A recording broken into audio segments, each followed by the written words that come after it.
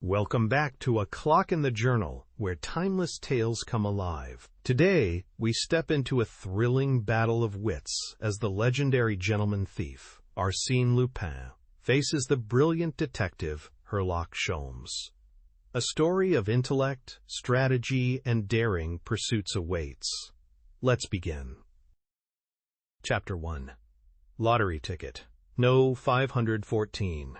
On the 8th day of last December, Gerbois, professor of mathematics at the College of Versailles, while rummaging in an old curiosity shop, unearthed a small mahogany writing desk which pleased him very much on account of the multiplicity of its drawers. Just the thing for Suzanne's birthday present, thought he.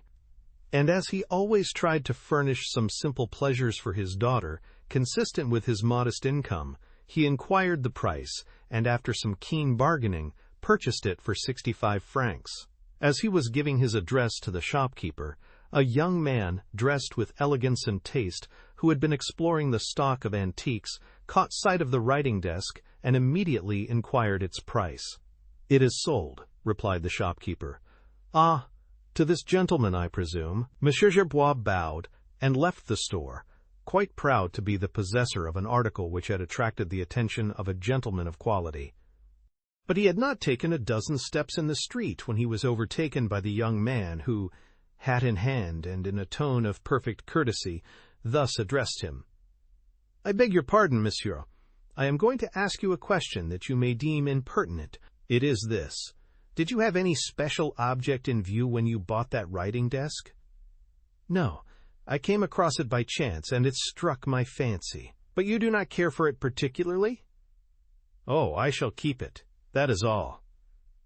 "Because it is an antique, perhaps?" "No, because it is convenient," declared Monsieur Gerbois.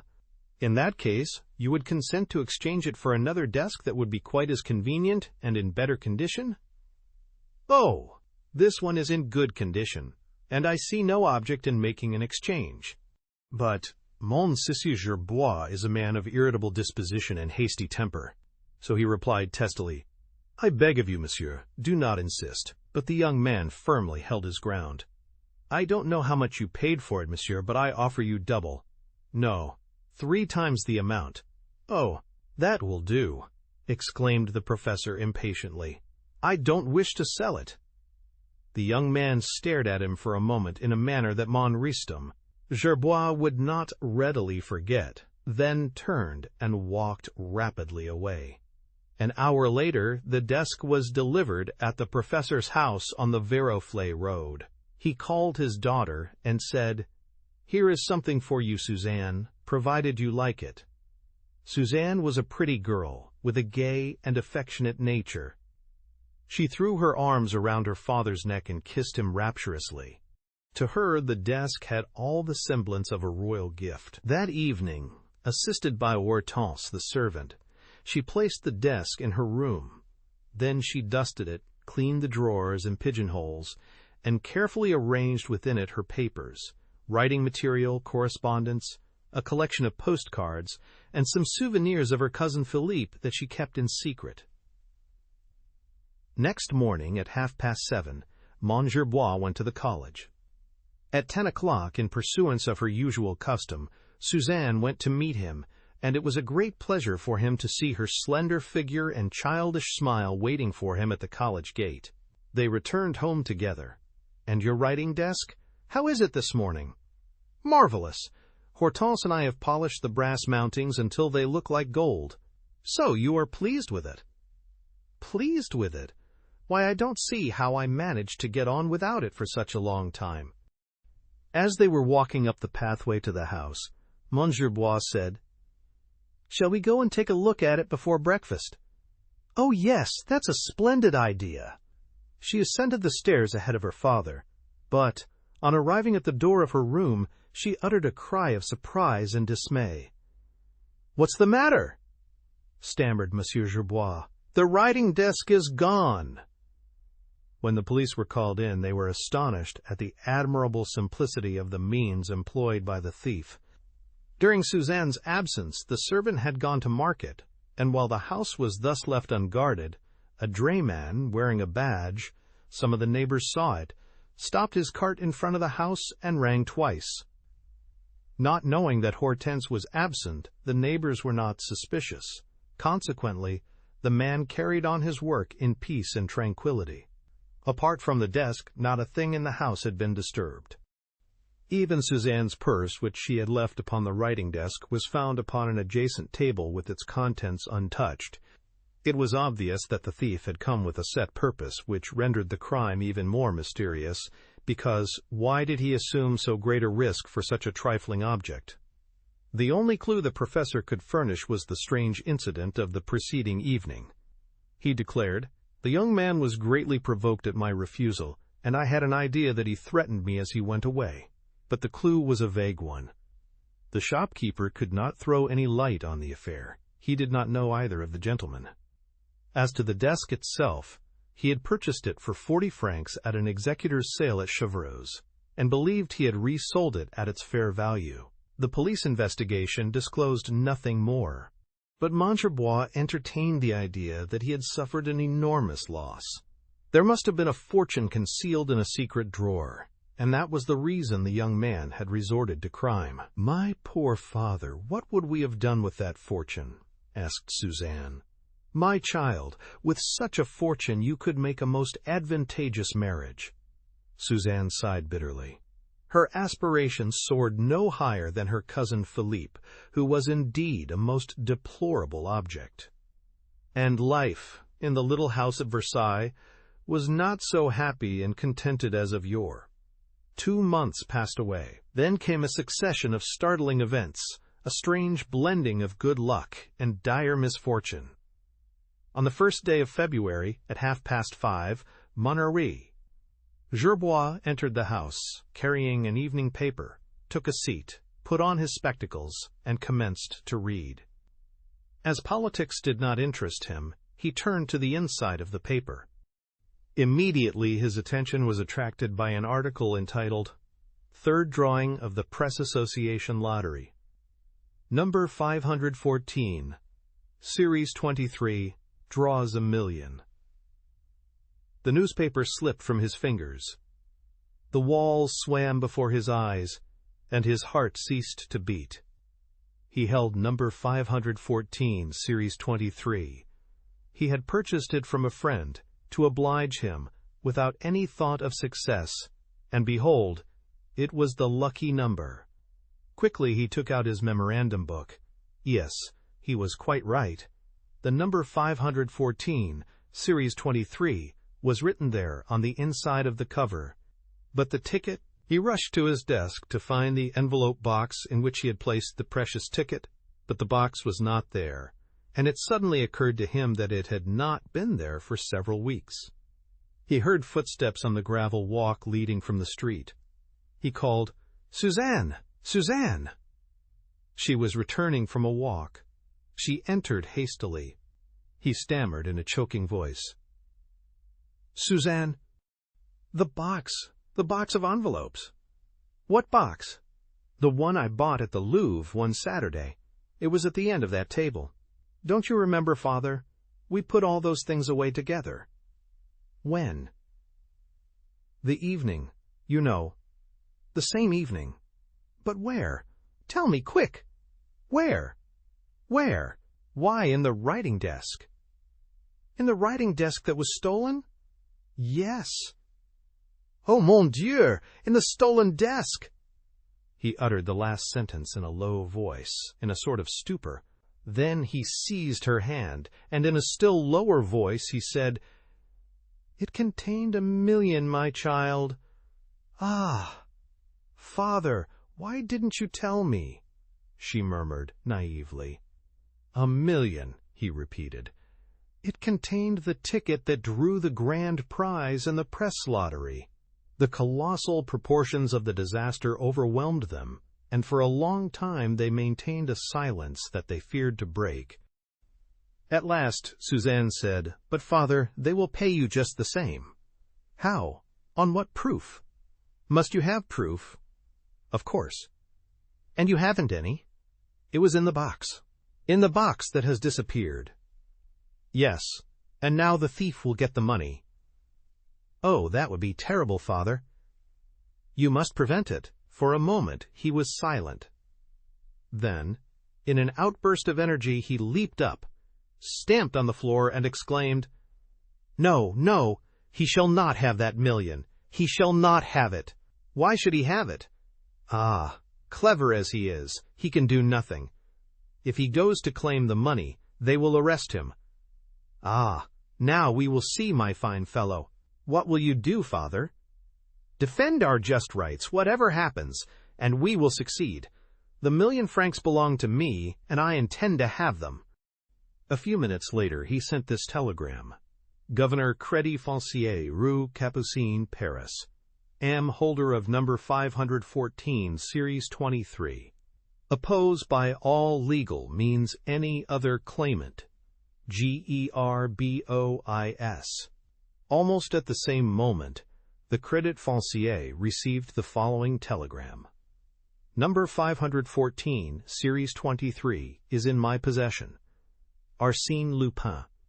Every time I undertake to relate one of the many extraordinary adventures that mark the life of Arsène Lupin, I experience a feeling of embarrassment, as it seems to me that the most commonplace of those adventures is already well known to my readers. In fact, there is not a movement of our national thief, as he has been so aptly described, that has not been given the widest publicity, not an exploit that has not been studied in all its phases, not an action that has not been discussed with that particularity usually reserved for the recital of heroic deeds.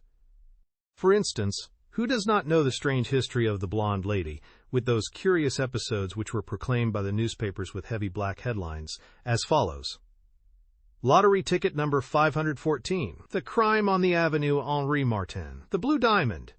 The interest created by the intervention of the celebrated English detective, Herlock Sholmes. The excitement aroused by the various vicissitudes which marked the struggle between those famous artists. And what a commotion on the boulevards the day on which the newsboys announced, 'Arrest of Arsène Lupin.'"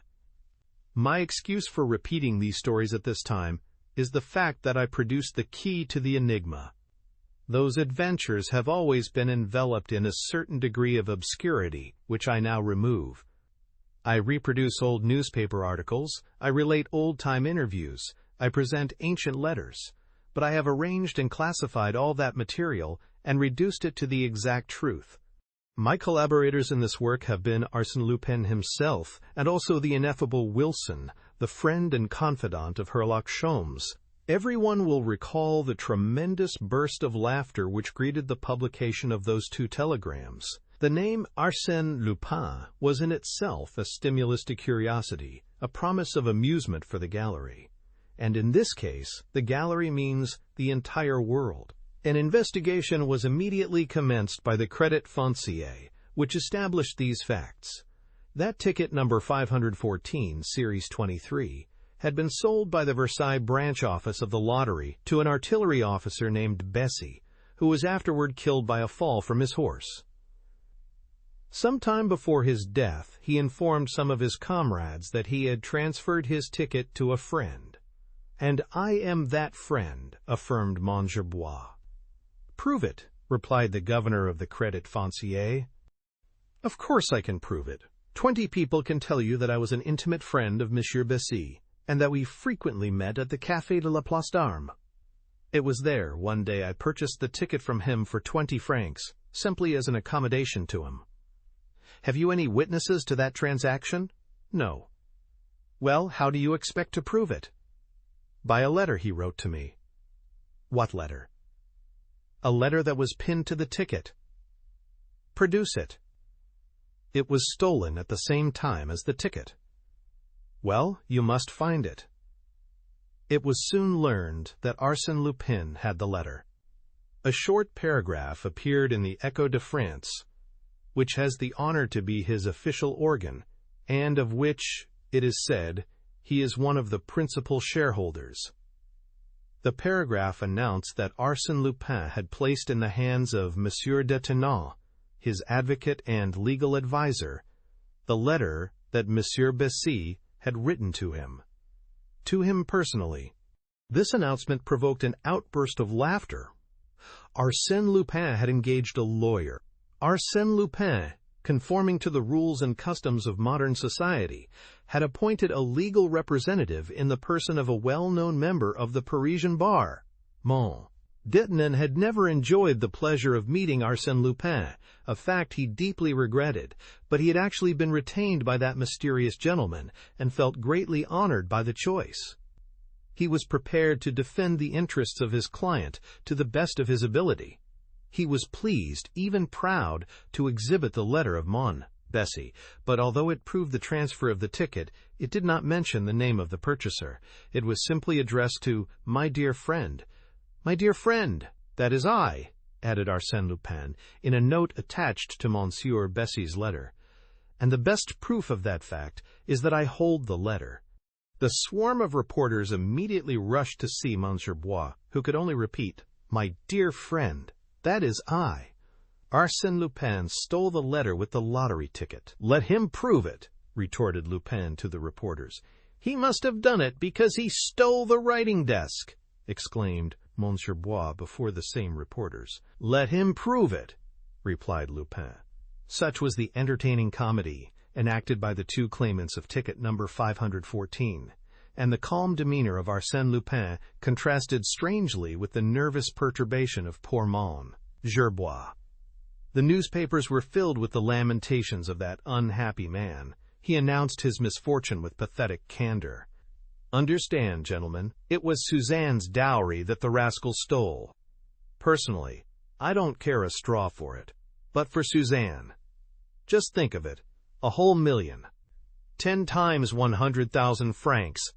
Ah, I knew very well that the desk contained a treasure."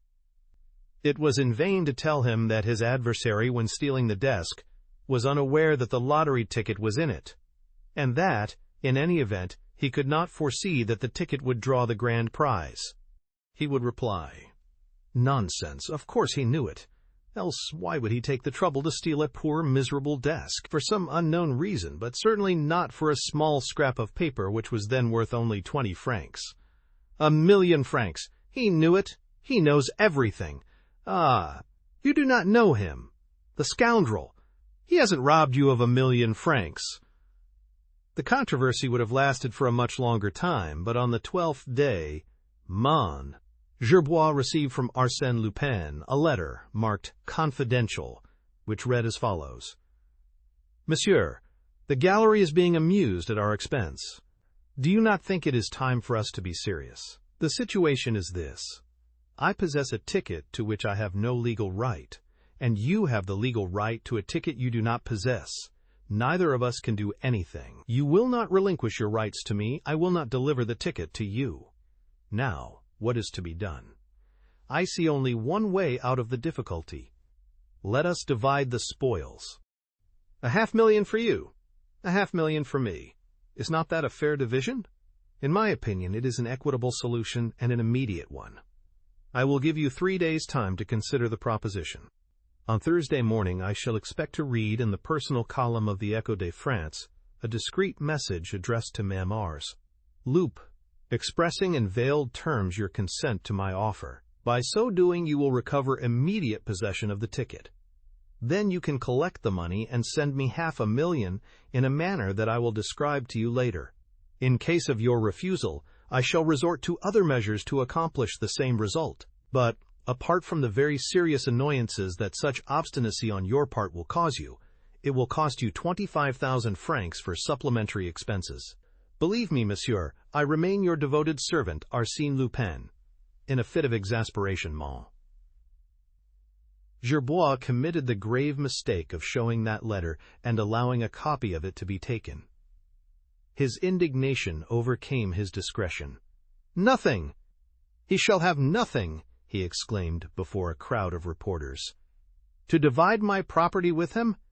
Never! Let him tear up the ticket if he wishes. Yet 500,000 francs is better than nothing. That is not the question.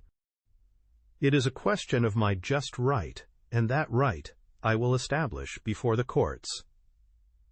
What? Attack Arsène Lupin? That would be amusing. No, but the Crédit Foncier. They must pay me the 1,000,000 francs. without producing the ticket. Or, at least, without proving that you bought it? That proof exists, since Arsène Lupin admits that he stole the writing desk. But would the word of Arsène Lupin carry any weight with the court? No matter, I will fight it out. The gallery shouted with glee, and wagers were freely made upon the result with the odds in favor of Lupin. On the following Thursday, the personal column in the Echo de France was eagerly perused by the expectant public, but it contained nothing addressed to Monsieur Arsène Lupin. Gerbois had not replied to Arsène Lupin's letter. That was the declaration of war. That evening, the newspapers announced the abduction of Mademoiselle Suzanne Gerbois.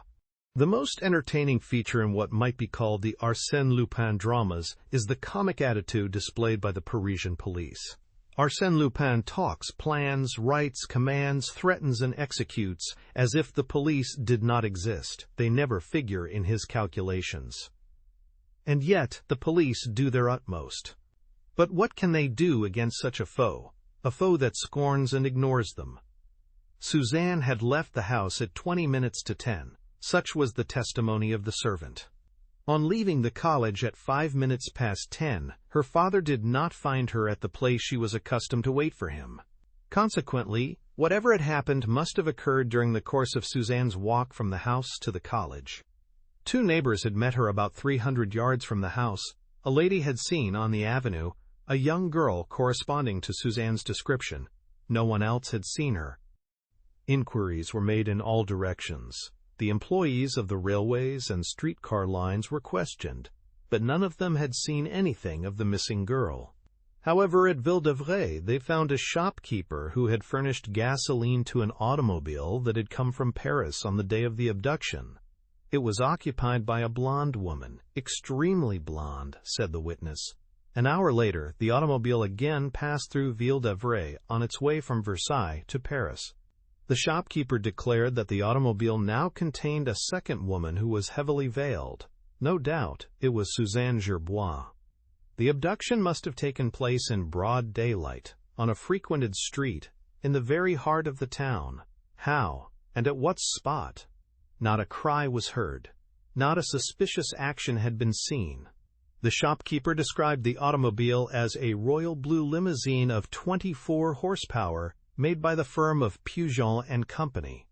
Inquiries were then made at the Grand Garage, managed by Madame Bob Walthour, who made a specialty of abductions by automobile. It was learned that she had rented a Peugeot limousine on that day to a blonde woman whom she had never seen before nor since. Who was the chauffeur? A young man named Ernest, whom I had engaged only the day before. He came well recommended. Is he here now? No. He brought back the machine, but I haven't seen him since, said Madame Bob Walthour. Do you know where we can find him? You might see the people who recommended him to me. Here are the names. Upon inquiry, it was learned that none of these people knew the man called Ernest. The recommendations were forged. Such was the fate of every clue followed by the police. It ended nowhere. The mystery remained unsolved. Manqué. Gerbois had not the strength or courage to wage such an unequal battle.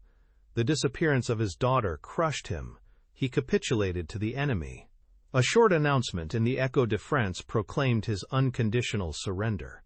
2 days later, Moni. Gerbois visited the office of the Crédit Foncier and handed lottery ticket number 514, Series 23, to the governor, who exclaimed with surprise, "Ah, you have it! He has returned it to you." It was mislaid.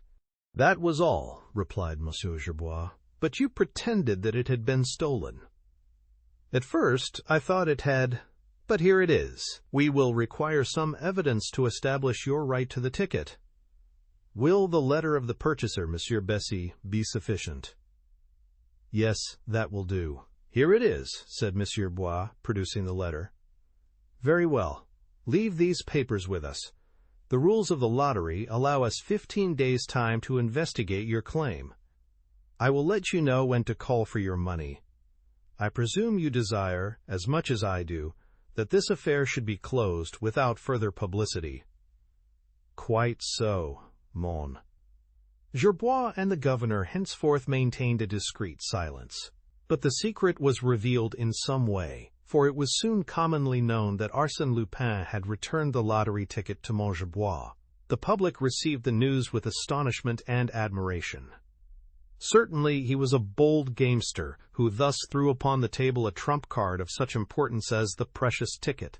But, it was true, he still retained a trump card of equal importance. However, if the young girl should escape, if the hostage held by Arsène Lupin should be rescued, the police thought they had discovered the weak spot of the enemy, and now redoubled their efforts. Arsène Lupin, disarmed by his own act, crushed by the wheels of his own machination, deprived of every sou of the coveted million. Public interest now centered in the camp of his adversary. But it was necessary to find Suzanne, and they did not find her, nor did she escape. Consequently, it must be admitted, Arsène Lupin had won the first hand. But the game was not yet decided. The most difficult point remained. Mademoiselle Gerbois is in his possession, and he will hold her until he receives 500,000 francs. But how and where will such an exchange be made? For that purpose, a meeting must be arranged, and then what will prevent mon Dieu? Gerbois from warning the police and, in that way, effecting the rescue of his daughter and, at the same time, keeping his money? The professor was interviewed, but he was extremely reticent. His answer was, "I have nothing to say." And, Mademoiselle Gerbois? The search is being continued. But Arsène Lupin has written to you? No. Do you swear to that? No. Then it is true. What are his instructions? I have nothing to say. Then the interviewers attacked Mondedenen and found him equally discreet. Monsieur Lupin is my client, and I cannot discuss his affairs, he replied, with an affected air of gravity.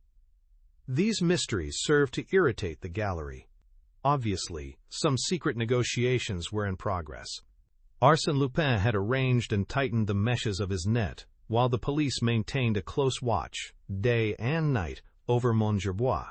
And the three and only possible denouement, the arrest, the triumph, or the ridiculous and pitiful abortion, were freely discussed. But the curiosity of the public was only partially satisfied, and it was reserved for these pages to reveal the exact truth of the affair. On Monday, March 12th, Gerbois received a notice from the Crédit Foncier. On Wednesday, he took the 1 o'clock train for Paris. At 2 o'clock, 1,000 banknotes of 1,000 francs each were delivered to him. Whilst he was counting them, one by one, in a state of nervous agitation, that money, which represented Suzanne's ransom, a carriage containing 2 men, stopped at the curb a short distance from the bank. One of the men had gray hair and an unusually shrewd expression which formed a striking contrast to his shabby makeup. It was Detective Ganimard, the relentless enemy of Arsène Lupin. Ganimard said to his companion, Folenfant, "In 5 minutes we will see our clever friend Lupin. Is everything ready?" "Yes." "How many men have we?" 8. 2 of them on bicycles. Enough. But not too many. On no account must Gerbois escape us. If he does, it is all up. He will meet Lupin at the appointed place, give 500,000 in exchange for the girl, and the game will be over. But why doesn't Gerbois work with us? That would be the better way, and he could keep all the money himself. Yes, but he is afraid that if he deceives the other, he will not get his daughter. What other? Lupin. Ganimard pronounced the word in a solemn tone, somewhat timidly, as if he were speaking of some supernatural creature whose claws he already felt. It is very strange, remarked Folenfant judiciously, that we are obliged to protect this gentleman contrary to his own wishes. Yes, but Lupin always turns the world upside down, said Ganimard mournfully. A moment later, Gerbois appeared, and started up the street. At the end of the Rue des Capucines, he turned into the boulevards, walking slowly, and stopping frequently to gaze at the shop windows. "Much too calm, too self-possessed," said Ganimard. "A man with $1 million in his pocket would not have that air of tranquility." "What is he doing?" "Oh, nothing, evidently. But I have a suspicion that it is Lupin." "Yes, Lupin." At that moment, Gerbois stopped at a newsstand, purchased a paper, unfolded it, and commenced to read it as he walked slowly away. A moment later, he gave a sudden bound into an automobile that was standing at the curb.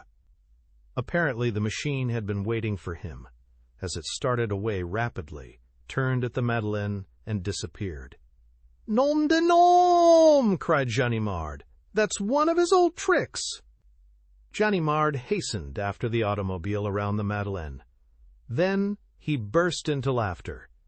At the entrance to the Boulevard Malesherbes, the automobile had stopped and Gerbois had alighted. "Quick, Folenfant, the chauffeur, it may be the man Ernest." Folenfant interviewed the chauffeur. His name was Gaston. He was an employee of the automobile cab company. 10 minutes ago, a gentleman had engaged him and told him to wait near the newsstand for another gentleman. And the second man? "What address did he give?" asked Folenfant. "No address. Boulevard Malesherbes, Avenue de Messine, double pourboire. That is all." But during this time, Gerbois had leaped into the first passing carriage. "To the Concorde station, Metropolitan," he said to the driver. He left the Underground at the Place du Palais Royal, ran to another carriage and ordered it to go to the Place de la Bourse. Then a second journey by the Underground to the Avenue de Villiers, followed by a third carriage drive to number 25 Rue Clapeyron. Number 25 Rue Clapeyron is separated from the Boulevard de Batignolles by the house, which occupies the angle formed by the two streets. He ascended to the first floor and rang. A gentleman opened the door. "Does Monsieur Detinon live here?" "Yes, that is my name." "Are you Monsieur Gerbois?" "Yes." "I was expecting you. Step in." As Monsieur Gerbois entered the lawyer's office, the clock struck 3. He said, "I am prompt to the minute." "Is he here?" "Not yet." Monsieur Gerbois took a seat, wiped his forehead, looked at his watch as if he did not know the time, and inquired anxiously, "Will he come?" "Well, monsieur," replied the lawyer, "that I do not know, but I am quite as anxious and impatient as you are to find out. If he comes, he will run a great risk, as this house has been closely watched for the last 2 weeks. They distrust me. They suspect me, too. I am not sure whether the detectives lost sight of me or not on my way here." "But you were." "It wouldn't be my fault," cried the professor quickly. "You cannot reproach me. I promised to obey his orders, and I followed them to the very letter. I drew the money at the time fixed by him, and I came here in the manner directed by him. I have faithfully performed my part of the agreement. Let him do his." After a short silence, he asked anxiously, "He will bring my daughter, won't he?" "I expect so." "But you have seen him?" No, not yet. He made the appointment by letter, saying both of you would be here, and asking me to dismiss my servants before 3 o'clock and admit no one while you were here. If I would not consent to that arrangement, I was to notify him by a few words in the Echo de France, but I am only too happy to oblige mon Lupin, and so I consented. "Ah, how will this end?" moaned Monsieur Gerbois. He took the banknotes from his pocket, placed them on the table, and divided them into 2 equal parts. Then the 2 men sat there in silence. From time to time, Monsieur Gerbois would listen. Did someone ring? His nervousness increased every minute, and Monsieur Detinon also displayed considerable anxiety. At last, the lawyer lost his patience. He rose abruptly and said, "He will not come. We shouldn't expect it. It would be folly on his part. He would run too great a risk." And Monsieur Gerbois, despondent, his hands resting on the banknotes, stammered, "Oh, mon Dieu, I hope he will come. I would give the whole of that money to see my daughter again." The door opened. "Half of it will be sufficient, Monsieur Gerbois." These words were spoken by a well-dressed young man, who now entered the room and was immediately recognized by Mon Gerbois as the person who had wished to buy the desk from him at Versailles. He rushed toward him. "Where is my daughter? My Suzanne?" Arsène Lupin carefully closed the door, and while slowly removing his gloves, said to the lawyer, "My dear maître, I am indebted to you very much for your kindness in consenting to defend my interests. I shall not forget it." Monsieur Detinan murmured, "But you did not ring." "I did not hear the door. Doors and bells are things that should work without being heard. I am here, and that is the important point. My daughter, Suzanne, where is she?" repeated the professor. "Mon Dieu, monsieur," said Lupin. "What's your hurry? Your daughter will be here in a moment." Lupin walked to and fro for a minute.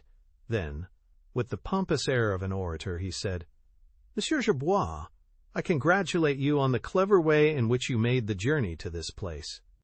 Then, perceiving the 2 piles of banknotes, he exclaimed, "Ah, I see. The million is here. We will not lose any time. Permit me." "One moment," said the lawyer, placing himself before the table. "Mademoiselle Gerbois has not yet arrived." "Well? Is not her presence indispensable?" "I understand. I understand." Arsène Lupin inspires only a limited confidence. He might pocket the 500,000 and not restore the hostage. "Ah, monsieur, people do not understand me.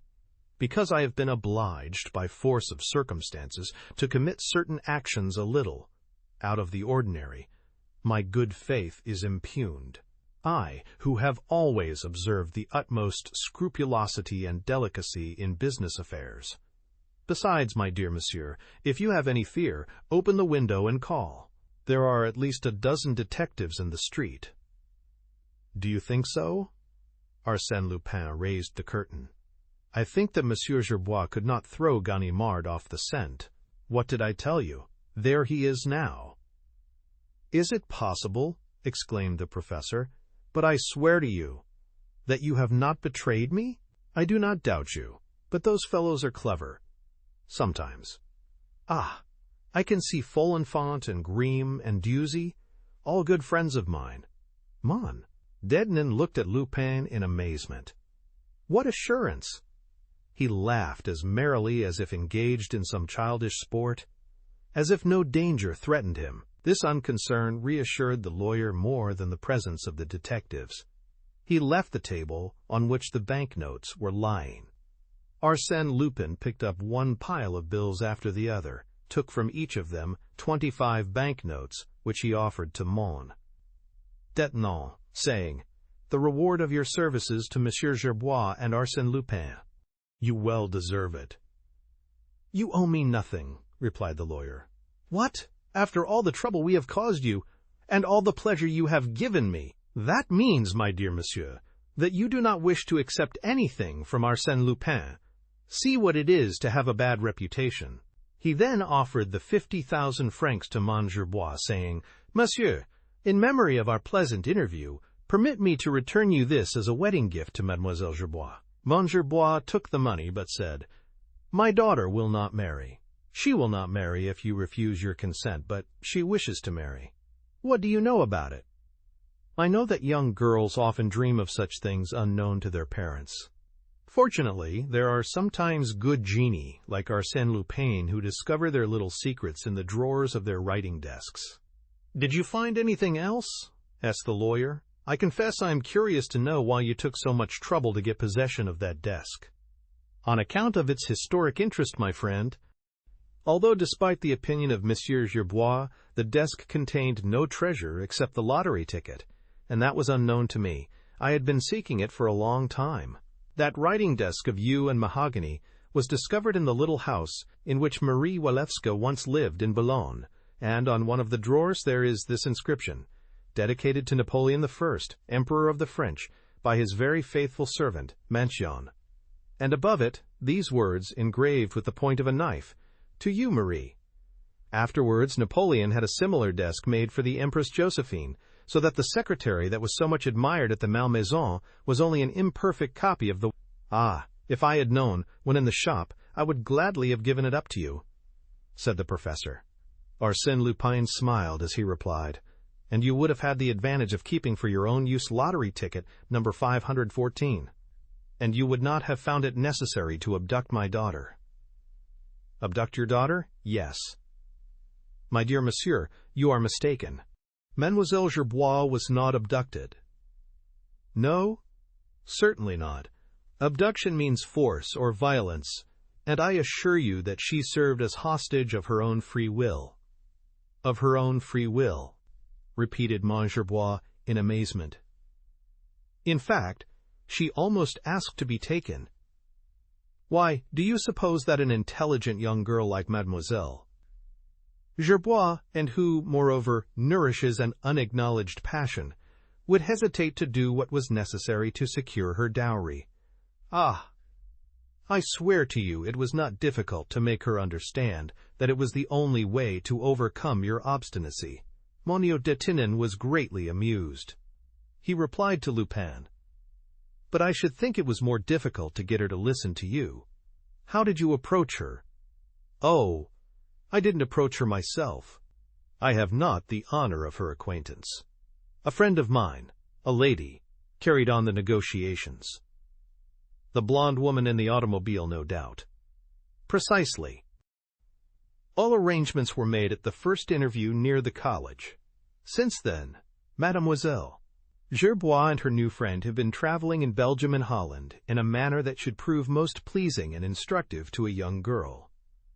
She will tell you all about it herself.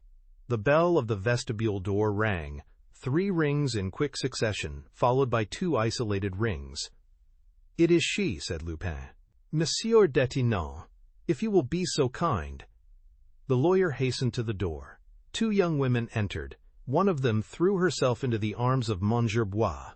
The other approached Lupin. The latter was a tall woman of a good figure, very pale complexion, and with blonde hair, parted over her forehead in undulating waves that glistened and shone like the setting sun. She was dressed in black, with no display of jeweled ornaments, but on the contrary, her appearance indicated good taste and refined elegance. Arsène Lupin spoke a few words to her. Then, bowing to Mademoiselle Gerbois, he said, "I owe you an apology, mademoiselle, for all your troubles, but I hope you have not been too unhappy." "Unhappy? Why, I should have been very happy indeed if it hadn't been for leaving my poor father." "Then all is for the best. Kiss him again, and take advantage of the opportunity. It is an excellent one, to speak to him about your cousin." "My cousin? What do you mean? I don't understand." "Of course you understand. Your cousin, Philippe, the young man whose letters you kept so carefully." Suzanne blushed, but, following Lupin's advice, she again threw herself into her father's arms. Lupin gazed upon them with a tender look. "Ah, such is my reward for a virtuous act. What a touching picture! A happy father and a happy daughter, and to know that their joy is your work, Lupin. Hereafter these people will bless you, and reverently transmit your name unto their descendants, even unto the 4th generation. What a glorious reward, Lupin, for one act of kindness." He walked to the window. "Is dear old Ganimard still waiting? He would like very much to be present at this charming domestic scene." "Ah, he is not there, nor any of the others. I don't see anyone. The deuce! The situation is becoming serious. I dare say they are already under the porte-cochere, talking to the concierge, perhaps, or even ascending the stairs." Monsieur Gerbois made a sudden movement. Now that his daughter had been restored to him, he saw the situation in a different light. To him, the arrest of his adversary meant 500,000 francs. Instinctively he made a step forward. As if by chance, Lupin stood in his way. "Where are you going, Monsieur Gerbois, to defend me against them?"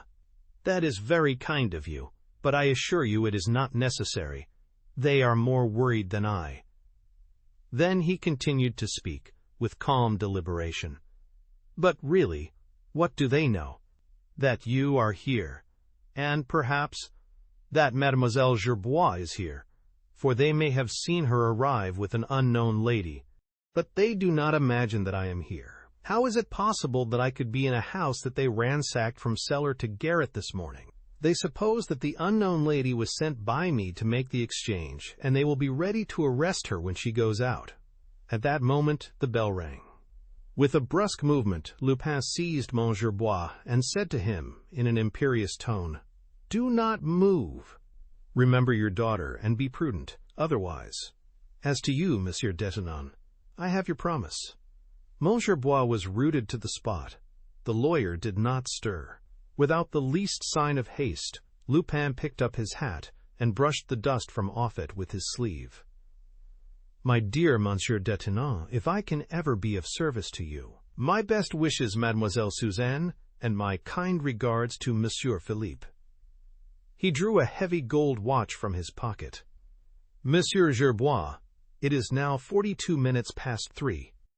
At 46 minutes past 3, I give you permission to leave this room. Not 1 minute sooner than 46 minutes past 3. "But they will force an entrance," suggested Monsieur Detinan. "You forget the law, my dear monsieur. Ganimard would never venture to violate the privacy of a French citizen. But, pardon me, time flies, and you are all slightly nervous." He placed his watch on the table, opened the door of the room, and addressing the blonde lady, he said, "Are you ready, my dear?" He drew back to let her pass, bowed respectfully to Mademoiselle Gerbois, and went out, closing the door behind him. Then they heard him in the vestibule speaking in a loud voice. "Good day, Ganimard. How goes it? Remember me to Madame Ganimard. One of these days I shall invite her to breakfast. Au revoir, Ganimard." The bell rang violently, followed by repeated rings and voices on the landing. 45 minutes, muttered Monsieur Gerbois. After a few seconds he left the room and stepped into the vestibule. Arsène Lupin and the blonde lady had gone. "Papa, you mustn't." "Wait," cried Suzanne. "Wait, you are foolish. No quarter for that rascal. And the 500,000? He opened the outer door. Ganimard rushed in. "That woman! Where is she? And Lupin?" "He was here. He is here." Ganimard uttered a cry of triumph. "We have him. The house is surrounded." "But the servants' stairway?" suggested Monsieur Deschenaux. "It leads to the court," said Ganimard. "There is only one exit, the street door. 10 men are guarding it. But he didn't come in by the street door, and he will not go out that way." "What way, then?" asked Ganimard. "Through the air?" He drew aside a curtain and exposed a long corridor leading to the kitchen. Ganimard ran along it and tried the door of the servants' stairway. It was locked. From the window he called to one of his assistants. "Seen anyone?" "No." "Then they are still in the house," he exclaimed. "They are hiding in one of the rooms. They cannot have escaped." "Ah, Lupin, you fooled me before, but this time I get my revenge." At 7 o'clock in the evening, Monsieur Dudonis, chief of the detective service, astonished at not receiving any news, visited the Rue Clapeyron. He questioned the detectives who were guarding the house, then ascended to Mondetinan's apartment. The lawyer led him into his room. There, Dudonis beheld a man, or rather 2 legs kicking in the air, while the body to which they belonged was hidden in the depths of the chimney. "Oh, hey! Oh, hey!" gasped a stifled voice, and a more distant voice from on high replied, "Oh, hey! Oh, hey!" Monsieur Dudonis laughed and exclaimed, "Here, Ganimard, have you turned chimney sweep?" The detective crawled out of the chimney. With his blackened face, his sooty clothes, and his feverish eyes, he was quite unrecognizable. "I am looking for him," he growled. "Who?" "Arsène Lupin and his friend." "Well, do you suppose they are hiding in the chimney?" Ganimard rose, laid his sooty hand on the sleeve of his superior officer's coat, and exclaimed angrily, "Where do you think they are, Chief? They must be somewhere. They are flesh and blood like you and me, and can't fade away like smoke." "No, but they have faded away just the same." "But how? How? The house is surrounded by our men, even on the roof." What about the adjoining house? There's no communication with it. And the apartments on the other floors? I know all the tenants. They have not seen anyone. Are you sure you know all of them? Yes. The concierge answers for them. Besides, as an extra precaution, I have placed a man in each apartment. They can't escape. If I don't get them tonight, I will get them tomorrow. I shall sleep here. He slept there that night, and the 2 following nights. 3 days and nights passed away without the discovery of the irrepressible Lupin or his female companion. More than that, Ganimard did not unearth the slightest clue on which to base a theory to explain their escape. For that reason he adhered to his first opinion. There is no trace of their escape. Therefore, they are here. It may be that at the bottom of his heart his conviction was less firmly established, but he would not confess it. No, 1,000 times, no. A man and a woman could not vanish like the evil spirits in a fairy tale. And without losing his courage, he continued his searches, as if he expected to find the fugitives concealed in some impenetrable retreat, or embodied in the stone walls of the house. Chapter 2. The Blue Diamond.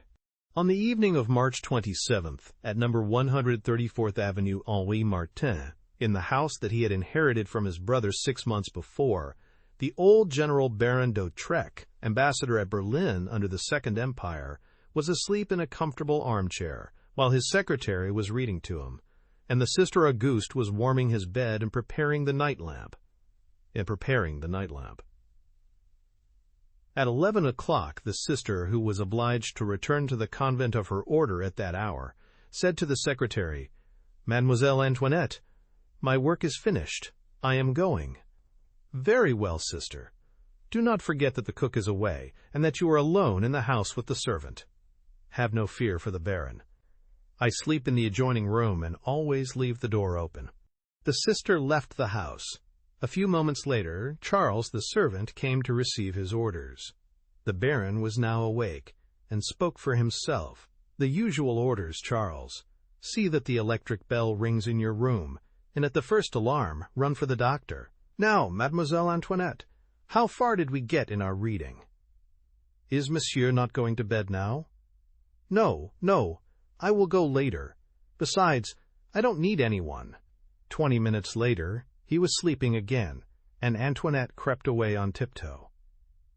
At that moment, Charles was closing the shutters on the lower floor. In the kitchen, he bolted the door leading to the garden, and, in the vestibule, he not only locked the door but hooked the chain as well. Then he ascended to his room on the 3rd floor, went to bed, and was soon asleep. Probably an hour had passed when he leaped from his bed in alarm. The bell was ringing. It rang for some time, 7 or 8 seconds perhaps, without intermission. "Well," muttered Charles, recovering his wits, "another of the Baron's whims." He dressed himself quickly, descended the stairs, stopped in front of the door, and rapped, according to his custom. He received no reply. He opened the door and entered. "Ah, no light," he murmured. "What is that for?" Then, in a low voice, he called, "Mademoiselle?" No reply. "Are you there, mademoiselle? What's the matter? Is Monsieur le Baron ill?" No reply. Nothing but a profound silence that soon became depressing. He took 2 steps forward, his foot struck a chair, and having touched it, he noticed that it was overturned. Then, with his hand, he discovered other objects on the floor, a small table and a screen. Anxiously he approached the wall, felt for the electric button, and turned on the light. In the center of the room, between the table and dressing case, lay the body of his master, the Baron d'Hautrec. "What? It can't be possible," he stammered. He could not move. He stood there with bulging eyes, gazing stupidly at the terrible disorder, the overturned chairs, a large crystal candelabra shattered in 1,000 pieces, the clock lying on the marble hearthstone. All evidence of a fearful and desperate struggle. The handle of a stiletto glittered, not far from the corpse. The blade was stained with blood. A handkerchief, marked with red spots, was lying on the edge of the bed. Charles recoiled with horror. The body lying at his feet extended itself for a moment, then shrunk up again, 2 or 3 tremors, and that was the end. He stooped over the body. There was a clean-cut wound on the neck, from which the blood was flowing, and then congealing in a black pool on the carpet. The face retained an expression of extreme terror. "Someone has killed him," he muttered. "Someone has killed him." Then he shuddered at the thought that there might be another dreadful crime. Did not the Baron's secretary sleep in the adjoining room? Had not the assassin killed her also? He opened the door. The room was empty. He concluded that Antoinette had been abducted, or else she had gone away before the crime. He returned to the Baron's chamber. His glance falling on the secretary, he noticed that that article of furniture remained intact. Then he saw upon a table, beside a bunch of keys and a pocketbook that the Baron placed there every night, a handful of golden louis. Charles seized the pocketbook, opened it, and found some banknotes. He counted them. There were 13 notes of 100 francs each. Instinctively, mechanically, he put the banknotes in his pocket, rushed down the stairs, drew the bolt, unhooked the chain, closed the door behind him, and fled to the street. Charles was an honest man. He had scarcely left the gate, when, cooled by the night air and the rain, he came to a sudden halt. Now he saw his action in its true light, and it filled him with horror. He hailed a passing cab and said to the driver, "Go to the police office and bring the commissary. Hurry! There has been a murder in that house." The cab driver whipped his horse. Charles wished to return to the house, but found the gate locked. He had closed it himself when he came out, and it could not be opened from the outside. On the other hand, it was useless to ring, as there was no one in the house. It was almost an hour before the arrival of the police. When they came, Charles told his story and handed the banknotes to the commissary. A locksmith was summoned, and, after considerable difficulty, he succeeded in forcing open the garden gate and the vestibule door. The commissary of police entered the room first, but immediately turned to Charles and said, "You told me that the room was in the greatest disorder." Charles stood at the door, amazed, bewildered. All the furniture had been restored to its accustomed place. The small table was standing between the 2 windows. The chairs were upright, and the clock was on the center of the mantel. The debris of the candelabra had been removed. "Where is Monsieur le Baron?" stammered Charles. "That's so!" exclaimed the officer. "Where is the victim?" He approached the bed and drew aside a large sheet, under which reposed the Baron d'Autrec, formerly French ambassador at Berlin. Over him lay his military coat, adorned with the Cross of Honor. His features were calm. His eyes were closed. "Someone has been here," said Charles. "How did they get in?" "I don't know, but someone has been here during my absence. There was a stiletto on the floor. There! And a handkerchief stained with blood on the bed. They are not here now. They have been carried away, and someone has put the room in order." "Who would do that?" "The assassin. But we found all the doors locked. He must have remained in the house." "Then he must be here yet, as you were in front of the house all the time." Charles reflected a moment, then said, slowly, "Yes, of course. I didn't go away from the gate." "Who was the last person you saw with the Baron?" "Mademoiselle Antoinette, his secretary." "What has become of her?" "I don't know. Her bed wasn't occupied, so she must have gone out." "I am not surprised at that, as she is young and pretty." "But how could she leave the house?" "By the door," said Charles. "But you had bolted and chained it." "Yes, but she must have left before that." "And the crime was committed after her departure?" "Of course," said the servant. "The house was searched from cellar to garret, but the assassin had fled." "How, and when? Was it he or an accomplice who had returned to the scene of the crime and removed everything that might furnish a clue to his identity?" Such were the questions the police were called upon to solve. The coroner came at 7 o'clock, and at 8 o'clock, Montezil. Dudouis, the head of the detective service, arrived on the scene. They were followed by the Procurer of the Republic and the investigating magistrate. In addition to these officials, the house was overrun with policemen, detectives, newspaper reporters, photographers, and relatives and acquaintances of the murdered man. A thorough search was made. They studied out the position of the corpse according to the information furnished by Charles. They questioned Sister Auguste when she arrived, but they discovered nothing new. Sister Auguste was astonished to learn of the disappearance of Antoinette Bréhat. She had engaged the young girl 12 days before, on excellent recommendations, and refused to believe that she would neglect her duty by leaving the house during the night. "But, you see, she hasn't returned yet," said the magistrate, "and we are still confronted with the question, what has become of her?" "I think she was abducted by the assassin," said Charles. The theory was plausible and was borne out by certain facts. Monsieur Dudouis agreed with it. He said, "Abducted? Ma foi. That is not improbable." "Not only improbable," said a voice, "but absolutely opposed to the facts. There is not a particle of evidence to support such a theory." The voice was harsh, the accent sharp, and no one was surprised to learn that the speaker was Ganimard. In no one else would they tolerate such a domineering tone. "Ah, it is you, Ganimard!" exclaimed Monsieur Dudouis. "I had not seen you before. I have been here since 2 o'clock. So you are interested in some things outside of lottery ticket number 514, the affair of the Rue Clapeyron, the blonde lady, and Arsène Lupin?" "Ha ha," laughed the veteran detective.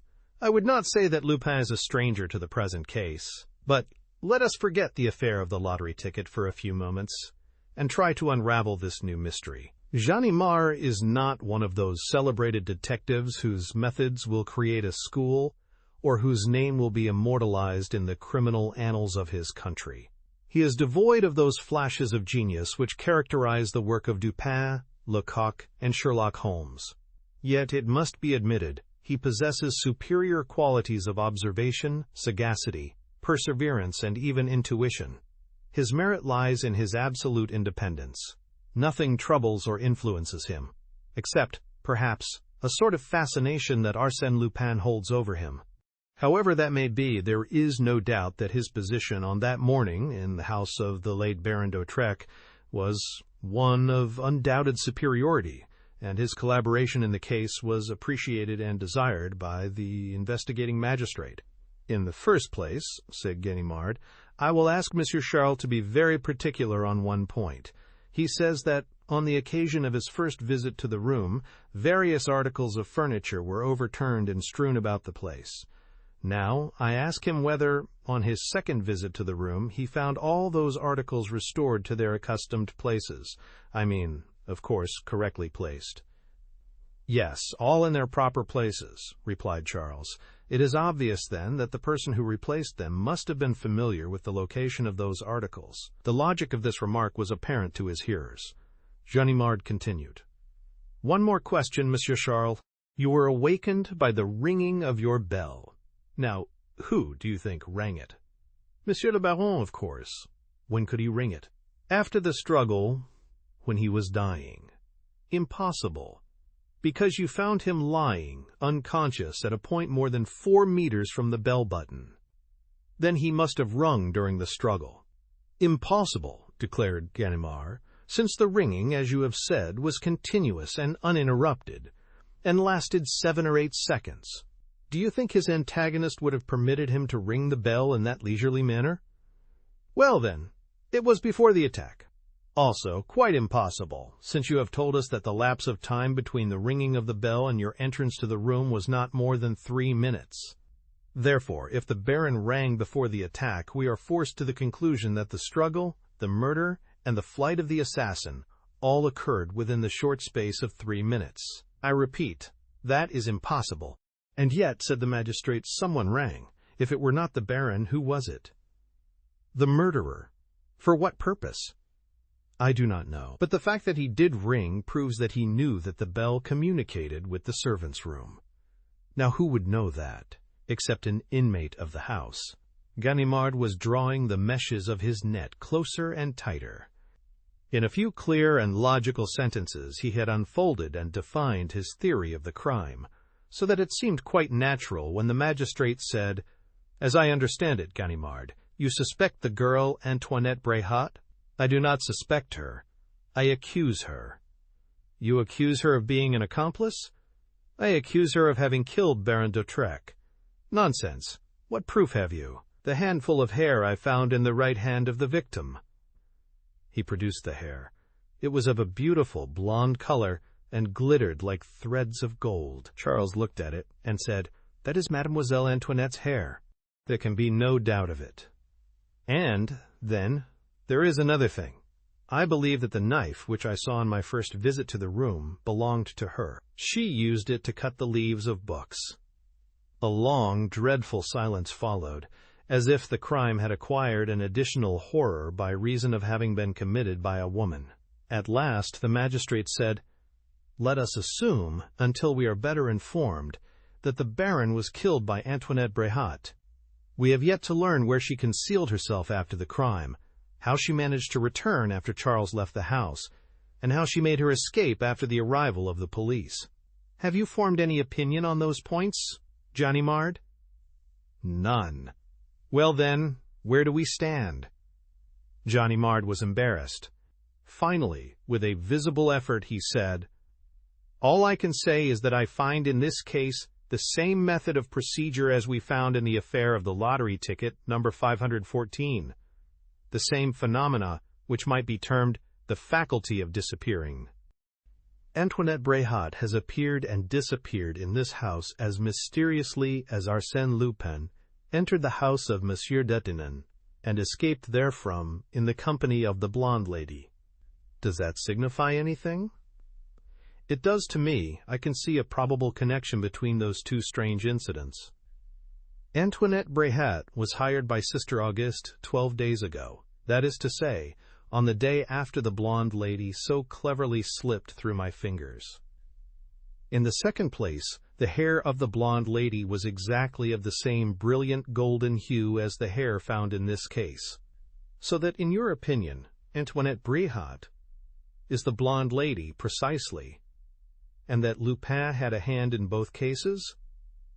"Yes, that is my opinion." This statement was greeted with an outburst of laughter. It came from Monsieur Dudois. "Lupin! Always Lupin! Lupin is into everything. Lupin is everywhere."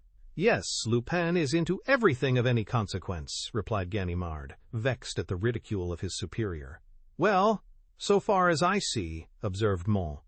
"Dudois, you have not discovered any motive for this crime. The secretary was not broken into, nor the pocketbook carried away. Even a pile of gold was left upon the table." "Yes, that is so," exclaimed Ganimard. "But the famous diamond?" "What diamond?"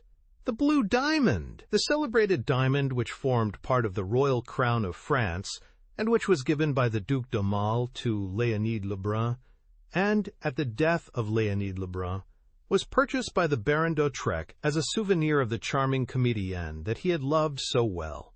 That is one of those things that an old Parisian like I does not forget. It is obvious that if the blue diamond is not found, the motive for the crime is disclosed," said the magistrate. "But where should we search for it?" "On the Baron's finger," replied Charles. "He always wore the blue diamond on his left hand." "I saw that hand, and there was only a plain gold ring on it," said Ganimard, as he approached the corpse. "Look in the palm of the hand," replied the servant. Ganimard opened the stiffened hand. The bezel was turned inward, and in the center of that bezel the blue diamond shone with all its glorious splendor. "The deuce!" muttered Ganimard, absolutely amazed. "I don't understand it."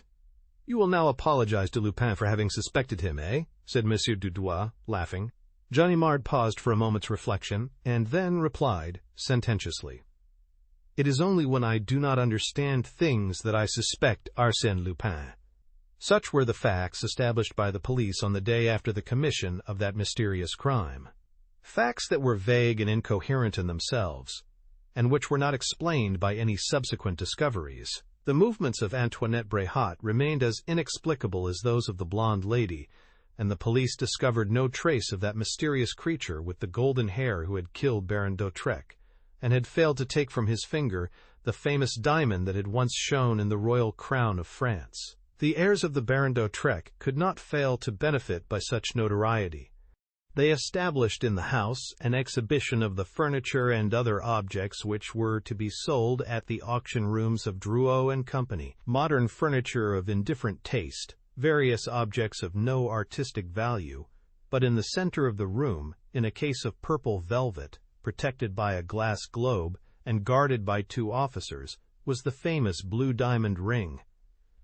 A large, magnificent diamond of incomparable purity, and of that indefinite blue which the clear water receives from an unclouded sky, of that blue which can be detected in the whiteness of linen. Some admired, some enthused, and some looked with horror on the chamber of the victim, on the spot where the corpse had lain, on the floor divested of its blood-stained carpet, and especially the walls, the unsurmountable walls over which the criminal must have passed. Some assured themselves that the marble mantle did not move. Others imagined gaping holes, mouths of tunnels, secret connections with the sewers and the catacombs. The sale of the blue diamond took place at the salesroom of Drouot and Company. The place was crowded to suffocation, and the bidding was carried to the verge of folly. The sale was attended by all those who usually appear at similar events in Paris. Those who buy, and those who make a pretense of being able to buy. Bankers, brokers, artists, women of all classes, 2 cabinet ministers, an Italian tenor, an exiled king who, in order to maintain his credit, bid with much ostentation, and in a loud voice, as high as 100,000 francs. 100,000 francs! He could offer that sum without any danger of his bid being accepted. The Italian tenor risked 150,000, and a member of the Comédie Française bid 175,000 francs. When the bidding reached 200,000 francs, the smaller competitors fell out of the race. At 250,000, only 2 bidders remained in the field: Hirschman, the well-known capitalist, the king of gold mines, and the Countess de Crozon, the wealthy American, whose collection of diamonds and precious stones is famed throughout the world. 260,000, 270,000, 75, 80, exclaimed the auctioneer, as he glanced at the 2 competitors in succession. 280,000 for Madame. Do I hear any more? 300,000, said Hirschman. There was a short silence.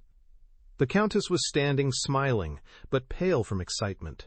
She was leaning against the back of the chair in front of her. She knew, and so did everyone present, that the issue of the duel was certain.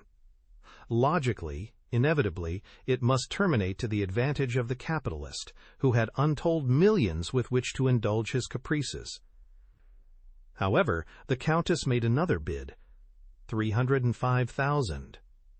Another silence. All eyes were now directed to the capitalist in the expectation that he would raise the bidding. But Hirschman was not paying any attention to the sale. His eyes were fixed on a sheet of paper which he held in his right hand, while the other hand held a torn envelope. 305,000, repeated the auctioneer. Once, twice, for the last time. Do I hear any more? Once, twice. Am I offered any more? Last chance.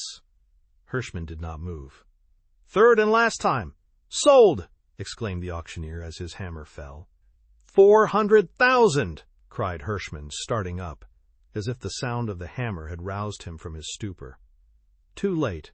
The auctioneer's decision was irrevocable. Some of Hirschman's acquaintances pressed around him. What was the matter? Why did he not speak sooner? He laughed and said, F-O-I. I simply forgot, in a moment of abstraction. That is strange. You see, I just received a letter. And that letter was sufficient. To distract my attention? Yes, for a moment. Ganimard was there. He had come to witness the sale of the ring. He stopped one of the attendants of the auction room and said, "Was it you who carried the letter to Monsieur Hirschman?" "Yes." Who gave it to you? A lady. Where is she? Where is she? She was sitting down there, the lady who wore a thick veil. She has gone? Yes, just this moment. Ganimard hastened to the door and saw the lady descending the stairs. He ran after her. A crush of people delayed him at the entrance. When he reached the sidewalk, she had disappeared. He returned to the auction room, accosted Hirschman, introduced himself, and inquired about the letter. Hirschman handed it to him. It was carelessly scribbled in pencil, in a handwriting unknown to the capitalist, and contained these few words: "The blue diamond brings misfortune. Remember the Bal d'Autrec." The vicissitudes of the blue diamond were not yet at an end. Although it had become well known through the murder of the Baron d'Autrec and the incidents at the auction rooms, it was 6 months later that it attained even greater celebrity. During the following summer, the Countess de Crozon was robbed of the famous jewels she had taken so much trouble to acquire. Let me recall that strange affair, of which the exciting and dramatic incident sent a thrill through all of us, and over which I am now permitted to throw some light. On the evening of August 10th, the guests of the Count and Countess de Crozon were assembled in the drawing-room of the magnificent chateau which overlooks the Baie de Somme. To entertain her friends, the Countess seated herself at the piano to play for them, after first placing her jewels on a small table near the piano, and amongst them was the ring of the Baron d'Autrec. An hour later, the Count and the majority of the guests retired, including his 2 cousins and Madame de Réal, an intimate friend of the Countess. The latter remained in the drawing-room with Herr Bleichen, the Austrian consul, and his wife. They conversed for a time, and then the Countess extinguished the large lamp that stood on a table in the center of the room. At the same moment, Herr Bleichen extinguished the 2 piano lamps. There was a momentary darkness. Then the consul lighted a candle, and the 3 of them retired to their rooms. But as soon as she reached her apartment, the Countess remembered her jewels and sent her maid to get them. When the maid returned with the jewels, she placed them on the mantel, without the Countess looking at them. Next day, Madame de Crozon found that one of her rings was missing. It was the blue diamond ring. She informed her husband, and, after talking it over, they reached the conclusion that the maid was above suspicion, and that the guilty party must be Herr Bleichen. The Count notified the commissary of police at Amiens, who commenced an investigation and, discreetly, exercised a strict surveillance over the Austrian consul to prevent his disposing of the ring. The chateau was surrounded by detectives day and night. 2 weeks passed without incident. Then Herr Bleichen announced his intended departure. That day a formal complaint was entered against him. The police made an official examination of his luggage. In a small satchel, the key to which was always carried by the consul himself, they found a bottle of dentifrice, and in that bottle they found the ring. Madame Bleichen fainted. Her husband was placed under arrest. Everyone will remember the line of defense adopted by the accused man. He declared that the ring must have been placed there by the Count de Crozon as an act of revenge. He said, "The Count is brutal and makes his wife very unhappy." She consulted me, and I advised her to get a divorce. The Count heard of it in some way, and to be revenged on me, he took the ring and placed it in my satchel. The Count and Countess persisted in pressing the charge. Between the explanation which they gave and that of the consul, both equally possible and equally probable, the public had to choose. No new fact was discovered to turn the scale in either direction. A month of gossip, conjectures, and investigations failed to produce a single ray of light. Wearied of the excitement and notoriety, and incapable of securing the evidence necessary to sustain their charge against the consul, the Count and Countess at last sent to Paris for a detective competent to unravel the tangled threads of this mysterious skein.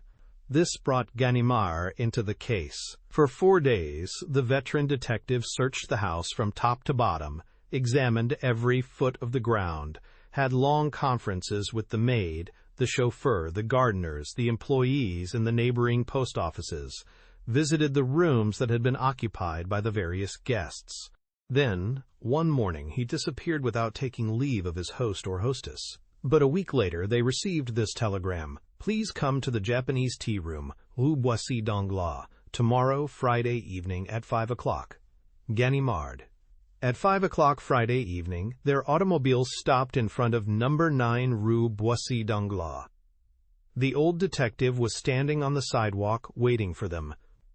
Without a word, he conducted them to the first floor of the Japanese tea room. In one of the rooms they met two men, whom Ganimard introduced in these words: "Monsieur Gerbois, professor in the College of Versailles, from whom, you will remember, Arsène Lupin stole $500,000. Monsieur Léonce d'Autrec, nephew and sole legatee of the Baron d'Autrec." A few minutes later, another man arrived. It was Dudois, head of the detective service, and he appeared to be in a particularly bad temper. He bowed and then said, "What's the trouble now, Ganimard? I received your telephone message asking me to come here. Is it anything of consequence?" "Yes, Chief, it is a very important matter. Within an hour, the last two cases to which I was assigned will have their denouement here. It seemed to me that your presence was indispensable. And also the presence of Dieuzy and Folenfant, whom I noticed standing near the door as I came in." "Yes, Chief." "For what? Are you going to make an arrest, and you wish to do it with a flourish?" "Come, Ganimard, I am anxious to hear about it." Ganimard hesitated a moment, then spoke with the obvious intention of making an impression on his hearers. "In the first place, I wish to state that Herr Bleichen had nothing to do with the theft of the ring." "Oh! Exclaimed Monsieur Dudois. "That is a bold statement, and a very serious one." "And is that all you have discovered?" asked the Count de Crozon. "Not at all. On the second day after the theft, 3 of your guests went on an automobile trip as far as Crécy. 2 of them visited the famous battlefield, and while they were there, the third party paid a hasty visit to the post office, and mailed a small box, tied and sealed according to the regulations, and declared its value to be 100 francs. "I see nothing strange in that," said the Count. "Perhaps you will see something strange in it when I tell you that this person, in place of giving her true name, sent the box under the name of Rousseau, and the person to whom it was addressed, a certain Monsieur Belleau of Paris, moved his place of residence immediately after receiving the box, in other words, the ring." "I presume you refer to one of my cousins d'Andelle." "No," replied Ganimard. "Madame de Réal, then?" "Yes." "You accuse my friend, Madame de Réal?" cried the Countess, shocked and amazed. "I wish to ask you one question, madame," said Ganimard. "Was Madame de Réal present when you purchased the ring?" "Yes, but we did not go there together." "Did she advise you to buy the ring?" The Countess considered for a moment, then said, "Yes, I think she mentioned it first." "Thank you, madame. Your answer establishes the fact that it was Madame de Réal who was the first to mention the ring, and it was she who advised you to buy it. But I consider my friend as quite incapable. Pardon me, Countess, when I remind you that Madame de Réal is only a casual acquaintance, and not your intimate friend, as the newspapers have announced. It was only last winter that you met her for the first time. Now, I can prove that everything she has told you about herself, her past life, and her relatives is absolutely false. That Madame Blanche de Réal had no actual existence before she met you, and she has now ceased to exist." "Well, replied Ganimard. "Your story is a very strange one," said the Countess, "but it has no application to our case. If Madame de Réal had taken the ring, how do you explain the fact that it was found in Herr Bleichen's tooth powder? Anyone who would take the risk and trouble of stealing the blue diamond would certainly keep it. What do you say to that?" Nothing. But Madame de Réal will answer it." "Oh, she does exist, then?" "She does, and does not. I will explain in a few words. 3 days ago, while reading a newspaper, I glanced over the list of hotel arrivals at Trouville, and there I read, 'Hôtel Beau Rivage, Madame de Réal,' etc. I went to Trouville immediately, and interviewed the proprietor of the hotel. From the description and other information I received from him, I concluded that she was the very Madame de Réal that I was seeking. But she had left the hotel, giving her address in Paris as number 3 Rue de Colisée. The day before yesterday, I went to that address and learned that there was no person there called Madame de Réal, but there was a Madame Réal living on the second floor, who acted as a diamond broker and was frequently away from home. She had returned from a journey on the preceding evening. Yesterday I called on her, and, under an assumed name, I offered to act as an intermedium in the sale of some diamonds to certain wealthy friends of mine. She is to meet me here today to carry out that arrangement. What? You expect her to come here? Yes, at 5:30. Are you sure it is she? Madame de Réal of the Château de Crozon? Certainly. I have convincing evidence of that fact. But, listen. I hear Folenfant's signal. It was a whistle. Ganimard arose quickly. There is no time to lose. Monsieur and Madame de Crozon, will you be kind enough to go into the next room? You also, Monsieur d'Autrac, and you, Monsieur Gerbois. The door will remain open, and when I give the signal you will come out. Of course, Chief, you will remain here. We may be disturbed by other people, said Monsieur Dudouis. No. This is a new establishment, and the proprietor is one of my friends. He will not let anyone disturb us, except the blonde lady. The blonde lady? What do you mean? Yes, the blonde lady herself, Chief. The friend and accomplice of Arsène Lupin. The mysterious blonde lady against whom I hold convincing evidence. But in addition to that, I wish to confront her with all the people she has robbed. He looked through the window. I see her. She is coming in the door now. She can't escape. Folenfant and Dieuzy are guarding the door. The blonde lady is captured at last, Chief. A moment later, a woman appeared at the door. She was tall and slender, with a very pale complexion and bright golden hair. Ganimard trembled with excitement. He could not move nor utter a word. She was there in front of him at his mercy. What a victory over Arsène Lupin, and what a revenge! And, at the same time, the victory was such an easy one that he asked himself if the blonde lady would not yet slip through his fingers by one of those miracles that usually terminated the exploits of Arsène Lupin. She remained standing near the door, surprised at the silence, and looked about her without any display of suspicion or fear. She will get away! She will disappear! Thought Ganimard. Then he managed to get between her and the door. She turned to go out. No, no, he said. Why are you going away? Really, monsieur, I do not understand what this means. Allow me. There is no reason why you should go, madame, and very good reasons why you should remain. But it is useless, madame. You cannot go. Trembling, she sat on a chair and stammered. What is it you want? Ganimard had won the battle and captured the blonde lady. He said to her, Allow me to present the friend I mentioned, who desires to purchase some diamonds. Have you procured the stones you promised to bring? No, I don't know. I don't remember. Come, jog your memory. A person of your acquaintance intended to send you a tinted stone. Something like the blue diamond, I said, laughing, and you replied, Exactly. I expect to have just what you want. Do you remember? She made no reply. A small satchel fell from her hand. She picked it up quickly and held it securely. Her hands trembled slightly. Come, said Ganimard. I see you have no confidence in us, Madame de Réal. I shall set you a good example by showing you what I have.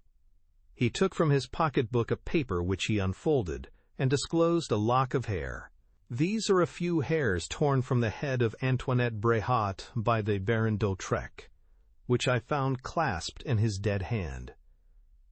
I have shown them to Mademoiselle Gerbois, who declares they are of the exact color of the hair of the blonde lady. Besides, they are exactly the color of your hair. the identical color. Madame Réal looked at him in bewilderment, as if she did not understand his meaning.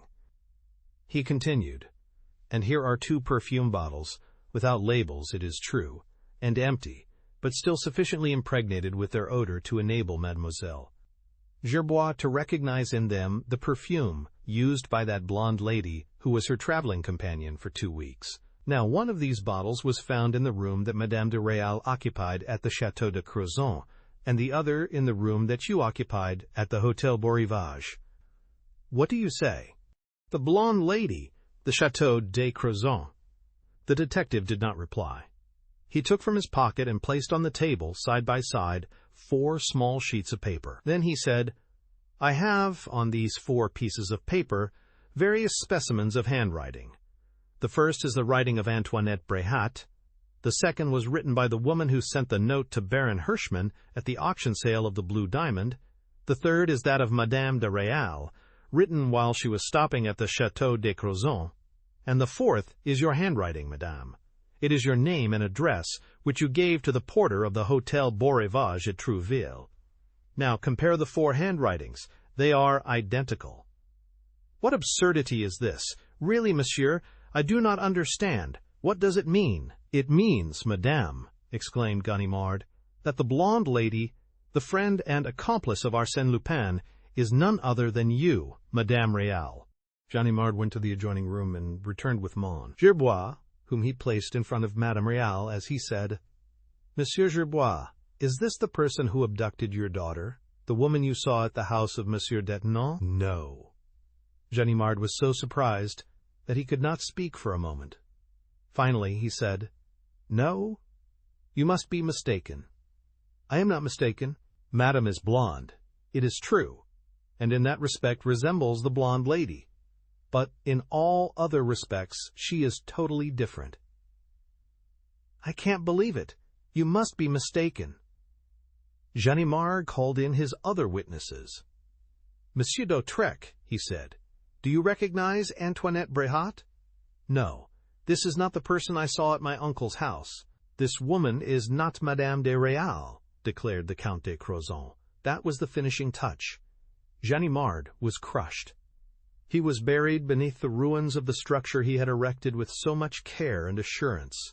His pride was humbled, his spirit was broken by the force of this unexpected blow. Monsieur Dudouis arose and said, "We owe you an apology, madame, for this unfortunate mistake. But, since your arrival here, I have noticed your nervous agitation. Something troubles you. May I ask what it is?" "Mon Dieu, monsieur, I was afraid. My satchel contains diamonds to the value of 100,000 francs, and the conduct of your friend was rather suspicious. But you were frequently absent from Paris. How do you explain that?" "I make frequent journeys to other cities in the course of my business. That is all." Monsieur Dudouis had nothing more to ask. He turned to his subordinate and said, "Your investigation has been very superficial, Ganimard, and your conduct toward this lady is really deplorable. You will come to my office tomorrow and explain it." The interview was at an end, and Monsieur Dudouis was about to leave the room when a most annoying incident occurred. Madame Réal turned to Ganimard and said, "I understand that you are Monsieur Ganimard. Am I right?" "Yes." "Then this letter must be for you. I received it this morning. It was addressed to Mon Justin Ganimard, care of Madame Réal. I thought it was a joke, because I did not know you under that name, but it appears that your unknown correspondent knew of our rendezvous." Ganimard was inclined to put the letter in his pocket unread, but he dared not do so in the presence of his superior, so he opened the envelope and read the letter aloud, in an almost inaudible tone. "Once upon a time, there were a blonde lady, a Lupin, and a Ganimard. Now the wicked Ganimard had evil designs on the pretty blonde lady, and the good Lupin was her friend and protector. When the good Lupin wished the blonde lady to become the friend of the Countess de Crozon, he caused her to assume the name of Madame de Réal, which is a close resemblance to the name of a certain diamond broker, a woman with a pale complexion and golden hair. And the good Lupin said to himself, If ever the wicked Ganimard gets upon the track of the blonde lady, how useful it will be to me if he should be diverted to the track of the honest diamond broker. A wise precaution that has borne good fruit. A little note sent to the newspaper read by the wicked Ganimard. A perfume bottle intentionally forgotten by the genuine blonde lady at the Hotel Beau Rivage. The name and address of Madame Réal, written on the hotel register by the genuine blonde lady, and the trick is played. What do you think of it, Ganimard? I wish to tell you the true story of this affair, knowing that you would be the first to laugh over it. Really, it is quite amusing, and I have enjoyed it very much. Accept my best wishes, dear friend, and give my kind regards to the worthy Monsieur Dudouis, Arsène Lupin. He knows everything, muttered Ganimard, but he did not see the humor of the situation as Lupin had predicted. He knows some things I have never mentioned to anyone. How could he find out that I was going to invite you here, Chief? How could he know that I had found the first perfume bottle? How could he find out those things? He stamped his feet and tore his hair, a prey to the most tragic despair. Mon Dudouis felt sorry for him and said, "Come, Ganimard, never mind. Try to do better next time." And Mon Dudouis left the room, accompanied by Madame Réal. During the next 10 minutes, Ganimard read and reread the letter of Arsène Lupin. Monsieur and Madame de Crozon, Monsieur d'Autrec, and Monsieur Gerbois were holding an animated discussion in a corner of the room. At last, the Count approached the detective and said, "My dear Monsieur, after your investigation, we are no nearer the truth than we were before. Pardon me, but my investigation has established these facts: that the blonde lady is the mysterious heroine of these exploits, and that Arsène Lupin directed them. Those facts do not solve the mystery. In fact, they render it more obscure. The blonde lady commits a murder in order to steal the blue diamond, and yet she does not steal it. Afterward, she steals it and gets rid of it by secretly giving it to another person. How do you explain her strange conduct? I cannot explain it, of course, but perhaps someone else can." "Who?" The Count hesitated, so the Countess replied, frankly, "There is only one man besides yourself who is competent to enter the arena with Arsène Lupin and overcome him. Have you any objection to our engaging the services of Herlock Sholmes in this case?"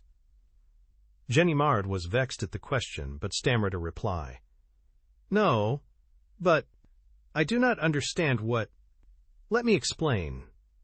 All this mystery annoys me. I wish to have it cleared up. Monsieur Gerbois and Monsieur d'Autrec have the same desire, and we have agreed to send for the celebrated English detective." "You are right, madame," replied the detective with a loyalty that did him credit.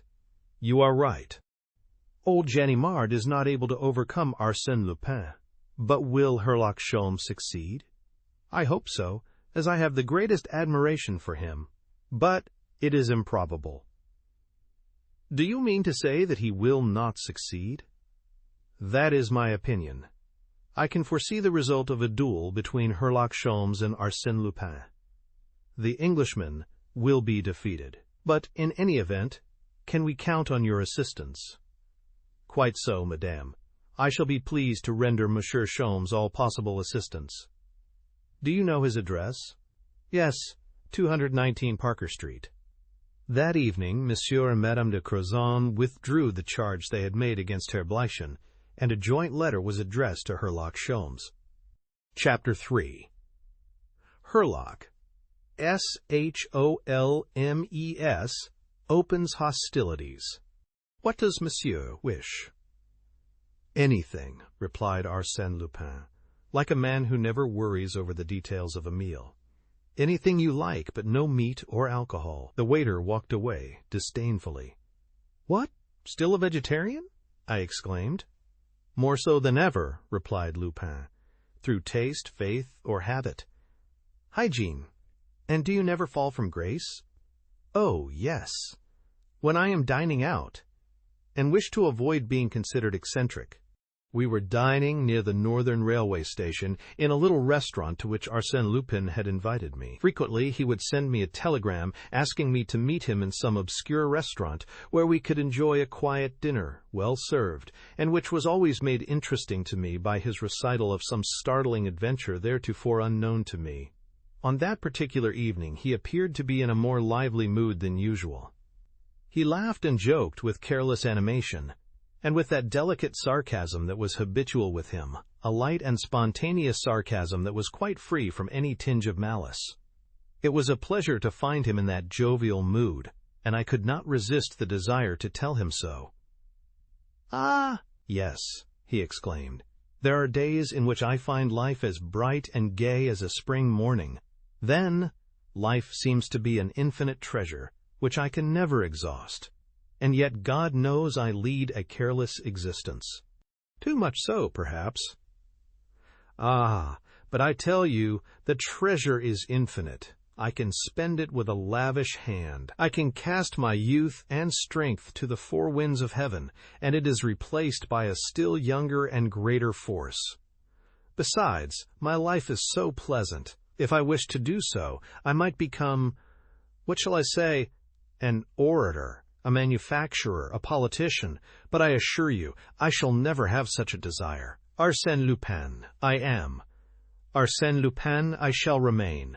I have made a vain search in history to find a career comparable to mine, a life better filled or more intense. Napoleon? Yes, perhaps. But Napoleon, toward the close of his career, when all Europe was trying to crush him, asked himself on the eve of each battle if it would not be his last.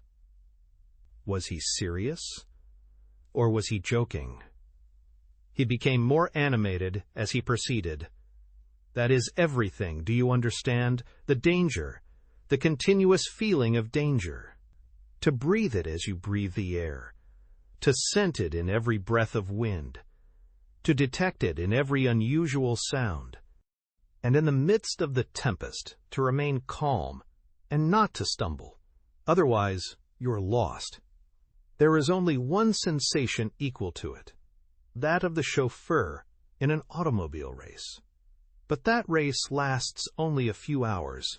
My race continues until death. What fantasy! I exclaimed. And you wish me to believe that you have no particular motive for your adoption of that exciting life? Come, he said with a smile. You are a clever psychologist. Work it out for yourself. He poured himself a glass of water, drank it, and said, Did you read Le Temps today? No.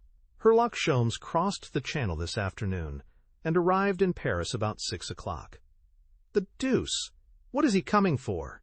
A little journey he has undertaken at the request of the Count and Countess of Crozon, Monsieur Gerbois, and the nephew of Baron d'Autrec. They met him at the northern railway station, took him to meet Ganimard, and at this moment the 6 of them are holding a consultation. Despite a strong temptation to do so, I had never ventured to question Arsène Lupin concerning any action of his private life, unless he had first mentioned the subject to me. Up to that moment his name had not been mentioned, at least officially, in connection with the Blue Diamond. Consequently, I consumed my curiosity in patience. He continued, There is also in Le Temps an interview with my old friend Ganimard, according to whom a certain blonde lady, who should be my friend, must have murdered the Baron d'Autrec and tried to rob Madame de Crozon of her famous ring. And what do you think? He accuses me of being the instigator of those crimes. I could not suppress a slight shudder. Was this true? Must I believe that his career of theft, his mode of existence, the logical result of such a life, had drawn that man into more serious crimes, including murder? I looked at him. He was so calm, and his eyes had such a frank expression. I observed his hands. They had been formed from a model of exceeding delicacy, long and slender, inoffensive, truly, and the hands of an artist. Ganimard has pipe dreams, I said. No, no, protested Lupin. Ganimard has some cleverness, and, at times, almost inspiration. Inspiration! Yes. For instance, that interview is a masterstroke. In the first place, he announces the coming of his English rival in order to put me on my guard and make his task more difficult. In the second place, he indicates the exact point to which he has conducted the affair in order that Sholmes will not get credit for the work already done by Ganimard. That is good warfare. Whatever it may be, you have two adversaries to deal with, and such adversaries. Oh, one of them doesn't count. And the other? Sholmes? Oh, I confess he is a worthy foe, and that explains my present good humor. In the first place, it is a question of self-esteem. I am pleased to know that they consider me a subject worthy the attention of the celebrated English detective. In the next place, just imagine the pleasure a man, such as I, must experience in the thought of a duel with Herlock Sholmes.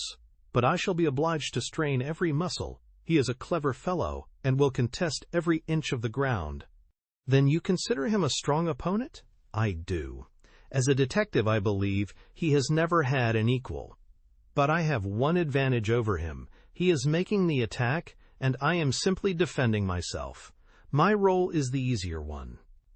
Besides, I am familiar with his method of warfare, and he does not know mine. I am prepared to show him a few new tricks that will give him something to think about. He tapped the table with his fingers as he uttered the following sentences, with an air of keen delight. Arsène Lupin against Herlock Sholmes. France against England. Trafalgar will be revenged at last. Ah, the rascal! He doesn't suspect that I am prepared. And a Lupin warned. He stopped suddenly, seized with a fit of coughing, and hid his face in his napkin, as if something had stuck in his throat. A bit of bread? I inquired. Drink some water. No, it isn't that, he replied in a stifled voice. Then, what is it? The want of air. Do you wish a window opened? No, I shall go out. Give me my hat and overcoat, quick. I must go. What's the matter? The two gentlemen who came in just now. Look at the taller one. Now, when we go out, keep to my left, so he will not see me. The one who is sitting behind you? Yes, I will explain it to you outside. Who is it? Herlock Sholmes. He made a desperate effort to control himself, as if he were ashamed of his emotion, replaced his napkin, drank a glass of water, and, quite recovered, said to me, smiling, "It is strange, Hein, that I should be affected so easily, but that unexpected sight. What have you to fear, since no one can recognize you, on account of your many transformations? Every time I see you, it seems to me your face is changed. It's not at all familiar. I don't know why." "But he would recognize me," said Lupin. "He has seen me only once, but at that time he made a mental photograph of me, not of my external appearance, but of my very soul. Not what I appear to be, but just what I am. Do you understand? And then, I did not expect to meet him here. Such a strange encounter, in this little restaurant. Well, shall we go out?" "No, not now," said Lupin. "What are you going to do?" "The better way is to act frankly, to have confidence in him, trust him. You will not speak to him? Why not? It will be to my advantage to do so, and find out what he knows, and perhaps what he thinks. At present I have the feeling that his gaze is on my neck and shoulders, and that he is trying to remember where he has seen them before." He reflected a moment. I observed a malicious smile at the corner of his mouth. Then, obedient, I think, to a whim of his impulsive nature, and not to the necessities of the situation, he arose, turned around, and with a bow and a joyous air, he said, "By what lucky chance? Ah, I am delighted to see you. Permit me to introduce a friend of mine." For a moment the Englishman was disconcerted. Then he made a movement as if he would seize Arsène Lupin.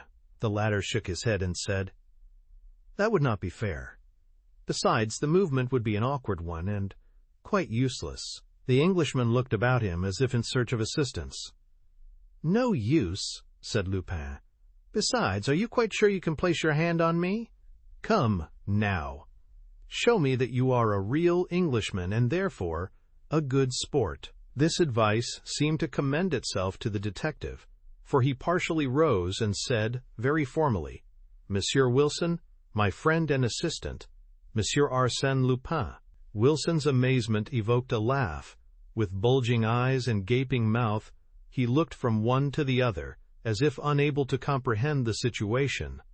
Herlock Sholmes laughed and said, "Wilson, you should conceal your astonishment at an incident which is one of the most natural in the world."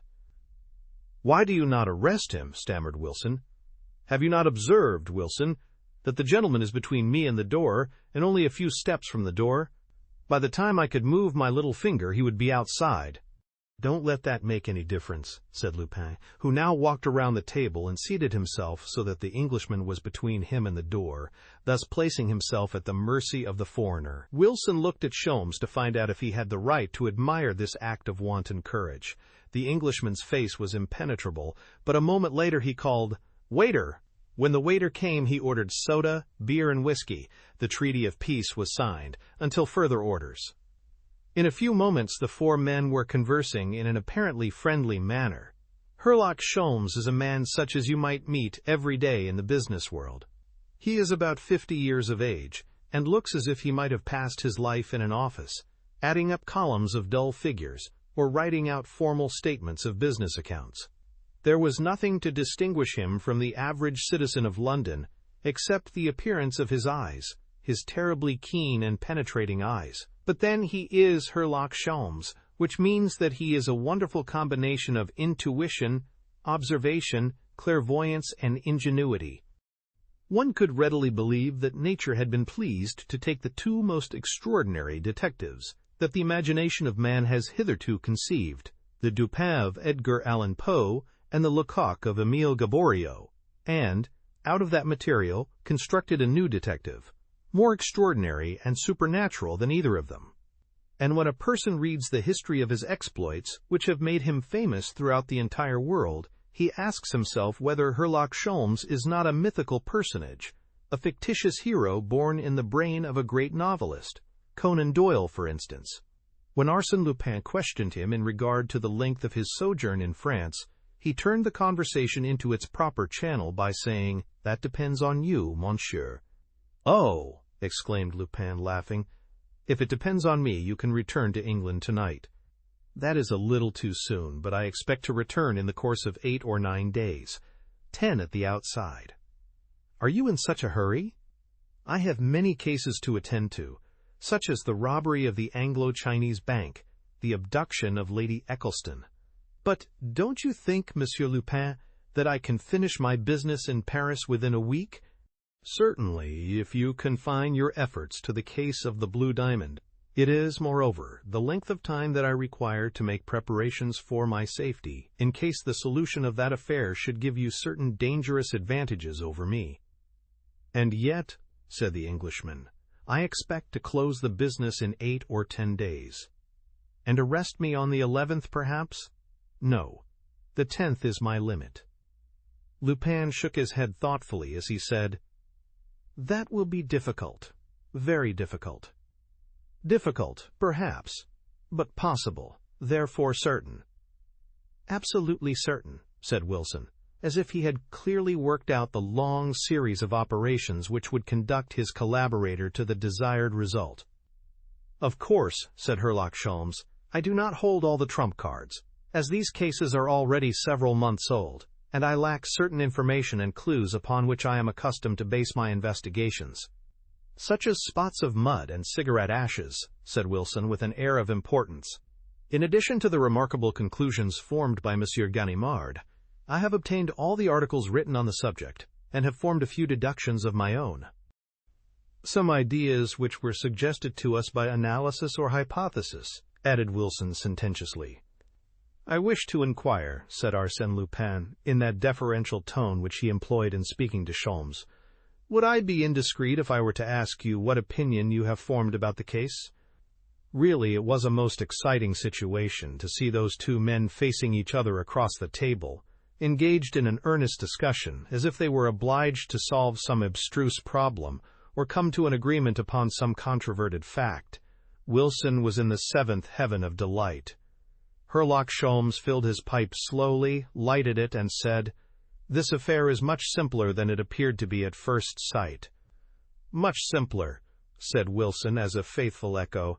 "I say this affair, for in my opinion there is only one," said Sholmes. "The death of the Baron d'Autrec, the story of the ring, and, let us not forget, the mystery of lottery ticket number 514 are only different phases of what one might call the mystery of the blonde lady. Now, according to my view, it is simply a question of discovering the bond that unites those three episodes in the same story, the fact which proves the unity of the three events. Ganimard, whose judgment is rather superficial, finds that unity in the faculty of disappearance, that is, in the power of coming and going unseen and unheard. That theory does not satisfy me." "Well, what is your idea?" asked Lupin. "In my opinion," said Sholmes, "the characteristic feature of the three episodes is your design and purpose of leading the affair into a certain channel previously chosen by you. It is, on your part, more than a plan. It is a necessity, an indispensable condition of success. Can you furnish any details of your theory?" "Certainly.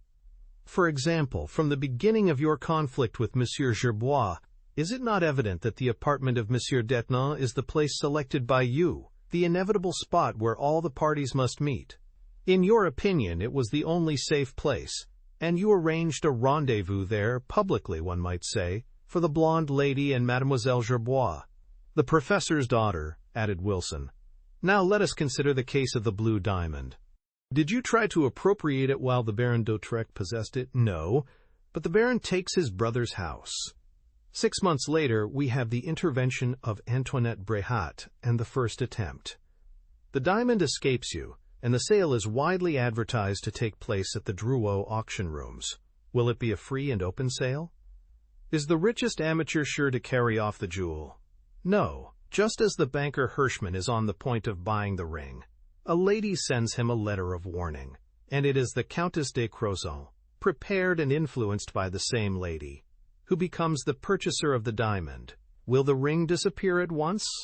No. You lack the opportunity. Therefore, you must wait. At last the Countess goes to her chateau. That is what you were waiting for. The ring disappears, to reappear again in the tooth powder of Herr Bleichen," remarked Lupin.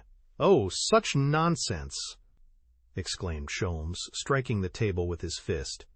"Don't tell me such a fairy tale. I am too old a fox to be led away by a false scent." "What do you mean?" "What do I mean?" said Sholmes, then paused a moment as if he wished to arrange his effect.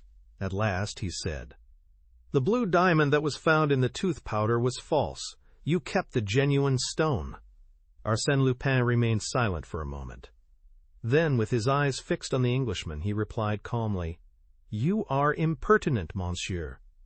"Impertinent indeed," repeated Wilson, beaming with admiration. "Yes," said Lupin, "and yet, to do you credit, you have thrown a strong light on a very mysterious subject. Not a magistrate, not a special reporter, who has been engaged on this case, has come so near the truth. It is a marvelous display of intuition and logic." "Oh, a person has simply to use his brains," said Herlock Sholmes, nattered at the homage of the expert criminal.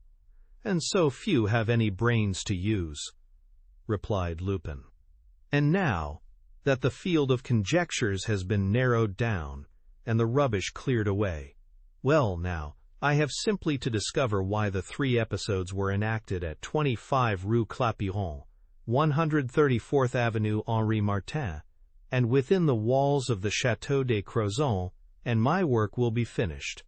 What remains will be child's play. Don't you think so?" "Yes, I think you are right." "In that case, Monsieur Lupin, am I wrong in saying that my business will be finished in 10 days? "In 10 days you will know the whole truth," said Lupin, "and you will be arrested."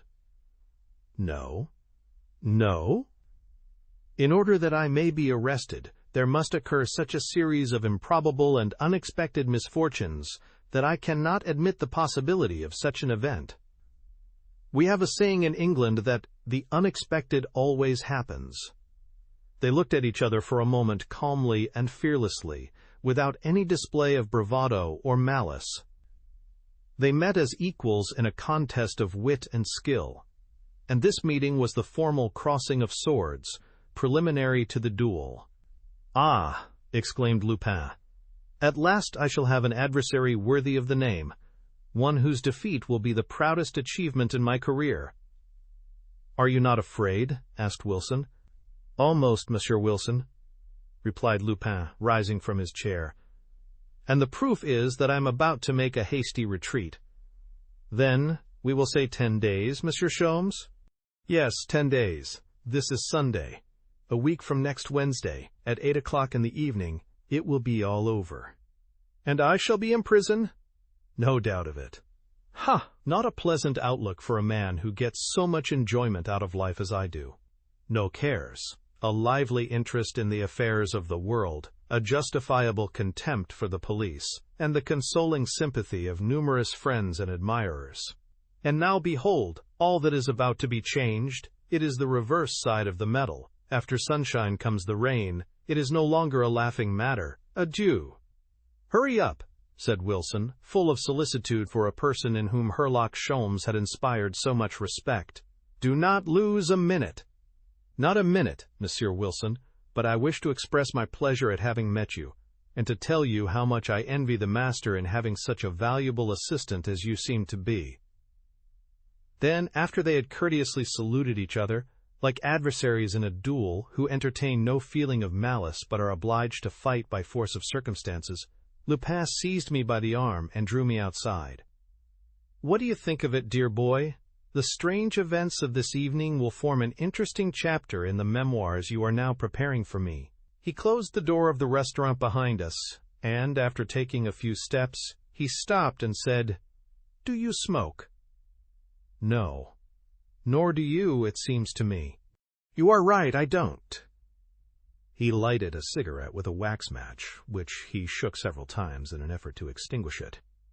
But he threw away the cigarette immediately, ran across the street, and joined 2 men who emerged from the shadows as if called by a signal. He conversed with them for a few minutes on the opposite sidewalk, and then returned to me. "I beg your pardon, but I fear that cursed Sholmes is going to give me trouble. But, I assure you, he is not yet through with Arsène Lupin. He will find out what kind of fuel I use to warm my blood. And now, au revoir. The genial Wilson is right. There is not a moment to lose." He walked away rapidly. Thus ended the events of that exciting evening, or, at least, that part of them in which I was a participant. Subsequently, during the course of the evening, other stirring incidents occurred which have come to my knowledge through the courtesy of other members of that unique dinner party. At the very moment in which Lupin left me, Herlock Sholmes rose from the table and looked at his watch. 20 minutes to 9. "At 9 o'clock I am to meet the Count and Countess at the railway station." "Then we must be off," exclaimed Wilson, between 2 drinks of whiskey. They left the restaurant. "Wilson, don't look behind. We may be followed, and in that case, let us act as if we did not care. Wilson, I want your opinion. Why was Lupin in that restaurant?" "To get something to eat," replied Wilson quickly. "Wilson, I must congratulate you on the accuracy of your deduction. I couldn't have done better myself." Wilson blushed with pleasure, and Sholmes continued, "To get something to eat. Very well, and after that, probably, to assure himself whether I am going to the Château de Crozon, as announced by Ganimard in his interview. I must go in order not to disappoint him, but, in order to gain time on him, I shall not go." "Ah," said Wilson, nonplussed.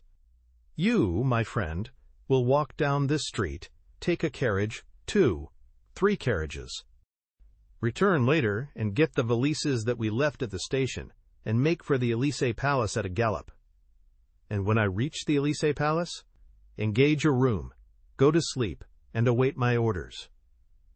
Quite proud of the important role assigned to him, Wilson set out to perform his task. Herlock Sholmes proceeded to the railway station, bought a ticket, and repaired to the Amiens Express, in which the Count and Countess de Crozon were already installed. He bowed to them, lighted his pipe, and had a quiet smoke in the corridor. The train started. 10 minutes later he took a seat beside the Countess and said to her, "Have you the ring here, madame?" "Yes." "Will you kindly let me see it?" He took it and examined it closely. "Just as I suspected. It is a manufactured diamond." "A manufactured diamond?" "Yes. A new process which consists in submitting diamond dust to a tremendous heat until it melts and is then molded into a single stone." "But my diamond is genuine." "Yes, your diamond is, but this is not yours." "Where is mine?" "It is held by Arsène Lupin." "And this stone?" "Was substituted for yours and slipped into Herr Bleichen's tooth powder, where it was afterwards found." "Then you think this is false?" "Absolutely false." The Countess was overwhelmed with surprise and grief, while her husband scrutinized the diamond with an incredulous air. Finally she stammered, "Is it possible? And why did they not merely steal it and be done with it? And how did they steal it?" "That is exactly what I am going to find out." "At the Château de Crozon?" "No. I shall leave the train at Creil and return to Paris. It is there the game between me and Arsène Lupin must be played. In fact, the game has commenced already, and Lupin thinks I am on my way to the chateau. But what does it matter to you, madame? The essential thing is your diamond, is it not?" "Yes."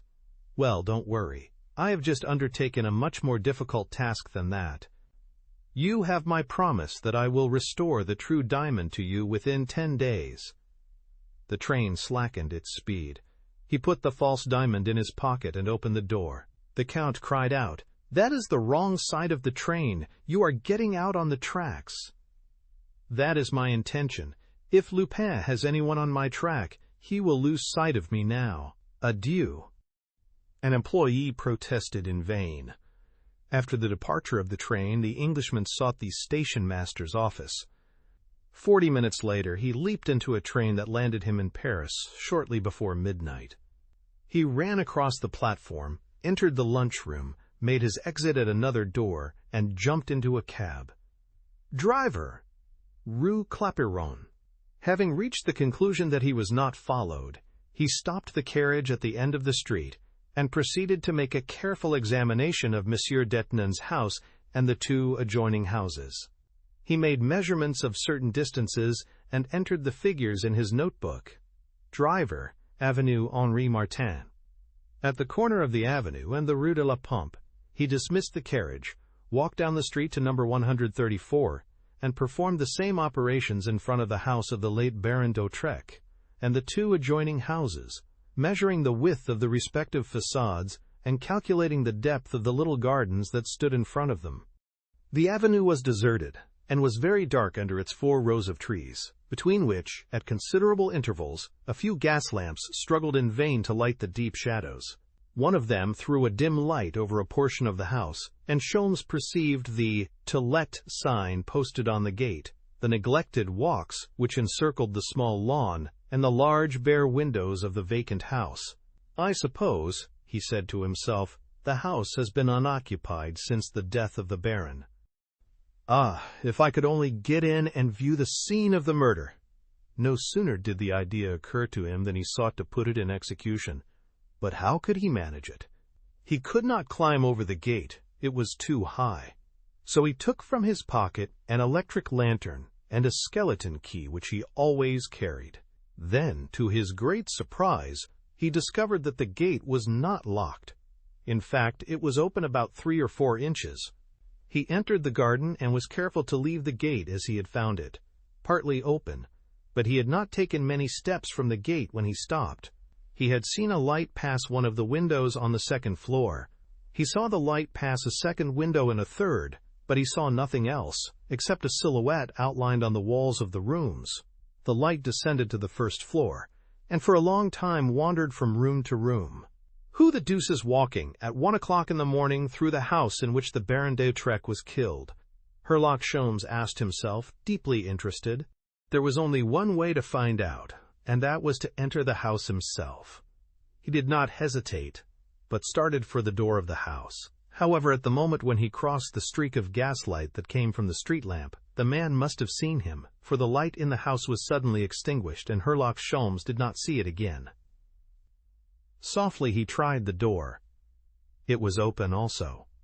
Hearing no sound, he advanced through the hallway, encountered the foot of the stairs, and ascended to the first floor. Here there was the same silence, the same darkness. He entered one of the rooms and approached a window through which came a feeble light from the outside. On looking through the window, he saw the man, who had no doubt descended by another stairway and escaped by another door. The man was threading his way through the shrubbery which bordered the wall that separated the two gardens. "The deuce!" exclaimed Sholmes. "He is going to escape." He hastened down the stairs and leaped over the steps in his eagerness to cut off the man's retreat. But he did not see anyone, and, owing to the darkness, it was several seconds before he was able to distinguish a bulky form moving through the shrubbery. This gave the Englishman food for reflection. Why had the man not made his escape, which he could have done so easily? Had he remained in order to watch the movements of the intruder who had disturbed him in his mysterious work? At all events, concluded Sholmes, it is not Lupin. He would be more adroit. It may be one of his men. For several minutes Herlock Sholmes remained motionless, with his gaze fixed on the adversary who, in his turn, was watching the detective. But as that adversary had become passive, and as the Englishman was not one to consume his time in idle waiting, he examined his revolver to see if it was in good working order, removed his knife from its sheath, and walked toward the enemy with that cool effrontery and scorn of danger for which he had become famous. He heard a clicking sound. It was his adversary preparing his revolver. Herlock Sholmes dashed boldly into the thicket and grappled with his foe. There was a sharp, desperate struggle, in the course of which Sholmes suspected that the man was trying to draw a knife. But the Englishman, believing his antagonist to be an accomplice of Arsène Lupin, and anxious to win the first trick in the game with that redoubtable foe, fought with unusual strength and determination. He hurled his adversary to the ground, held him there with the weight of his body, and gripping him by the throat with one hand, he used his free hand to take out his electric lantern, press the button, and throw the light over the face of his prisoner. "Wilson!" he exclaimed in amazement. "Herlock Sholmes!" stammered a weak, stifled voice. For a long time they remained silent, astounded, foolish. The shriek of an automobile rent the air. A slight breeze stirred the leaves. Suddenly Herlock Sholmes seized his friend by the shoulders and shook him violently as he cried, "What are you doing here? Tell me!" "What?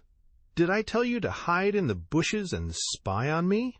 "Spy on you," muttered Wilson. "Why, I didn't know it was you. But what are you doing here? You ought to be in bed." "I was in bed." "You ought to be asleep." "I was asleep." "Well, what brought you here?" asked Sholmes. "Your letter." "My letter? I don't understand." "Yes, a messenger brought it to me at the hotel." "From me? Are you crazy?" "It is true, I swear it." "Where is the letter?" Wilson handed him a sheet of paper which he read by the light of his lantern. It was as follows: "Wilson, come at once to Avenue Henri Martin. The house is empty. Inspect the whole place and make an exact plan. Then return to hotel. Herlock Sholmes." "I was measuring the rooms," said Wilson, "when I saw a shadow in the garden. I had only one idea. That was to seize the shadow. The idea was excellent. But remember this, Wilson, whenever you receive a letter from me, be sure it is my handwriting and not a forgery." "Ah!" exclaimed Wilson, as the truth dawned on him. "Then the letter wasn't from you?" "No." "Who sent it then?" "Arsène Lupin." "Why? For what purpose?" asked Wilson.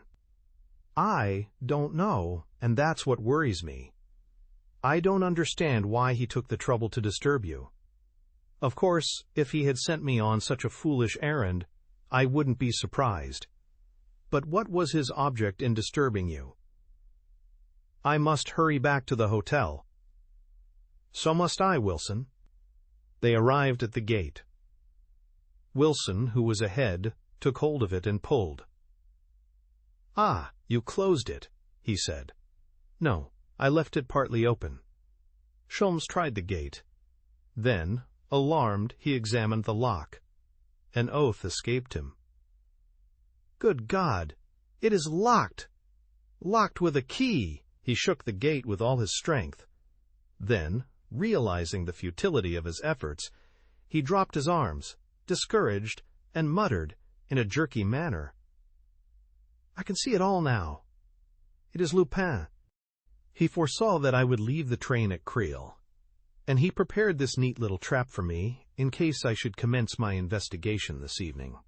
Moreover, he was kind enough to send me a companion to share my captivity, all done to make me lose a day, and perhaps also to teach me to mind my own business.